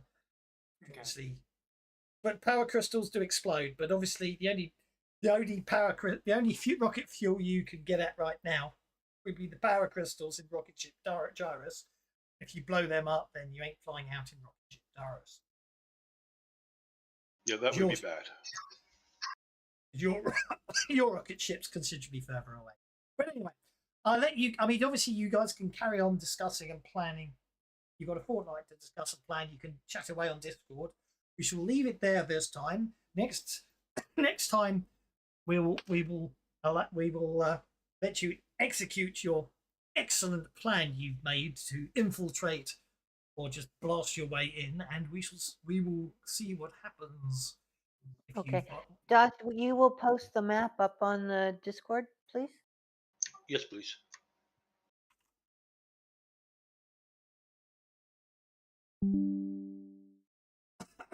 There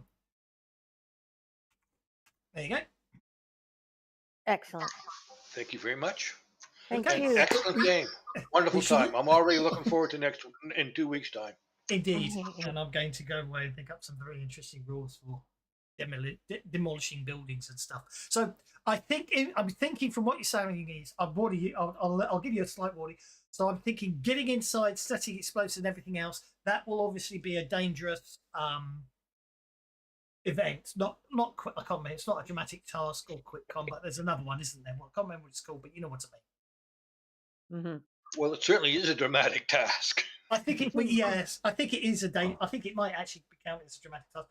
A quick encounter is the phrase I'm looking for. I will probably use the quick encounter rolls for you getting in, but as soon as you set off the bombs and everything, then or whatever you've finally planned, then we may revert back to. We may probably revert to quick combat, given the amount of numbers inside. Or if you're really effective, we might not need to, but we'll worry about that when the time comes. But if we think about a quick encounter, so you'll be basically making a couple of rolls here and there to get in and do your stuff. So think of that when you're planning who does what. Because that's what you want to work out, who does what and who goes to where. See, then we'll work all that out next time. But I hope you had fun. I certainly did. We shall leave it there. I'll see you in a fortnight as you attempt to infiltrate Camp Ultra Brain. Right, I'll also write an adventure. Take care, one and all. See you then. And if you're playing on Tuesday, I'll see you on Tuesday, where we will hopefully play some Deadlands Hell on Earth again. See you then. Thanks very much, guys. Bye now. All right. Thanks very much.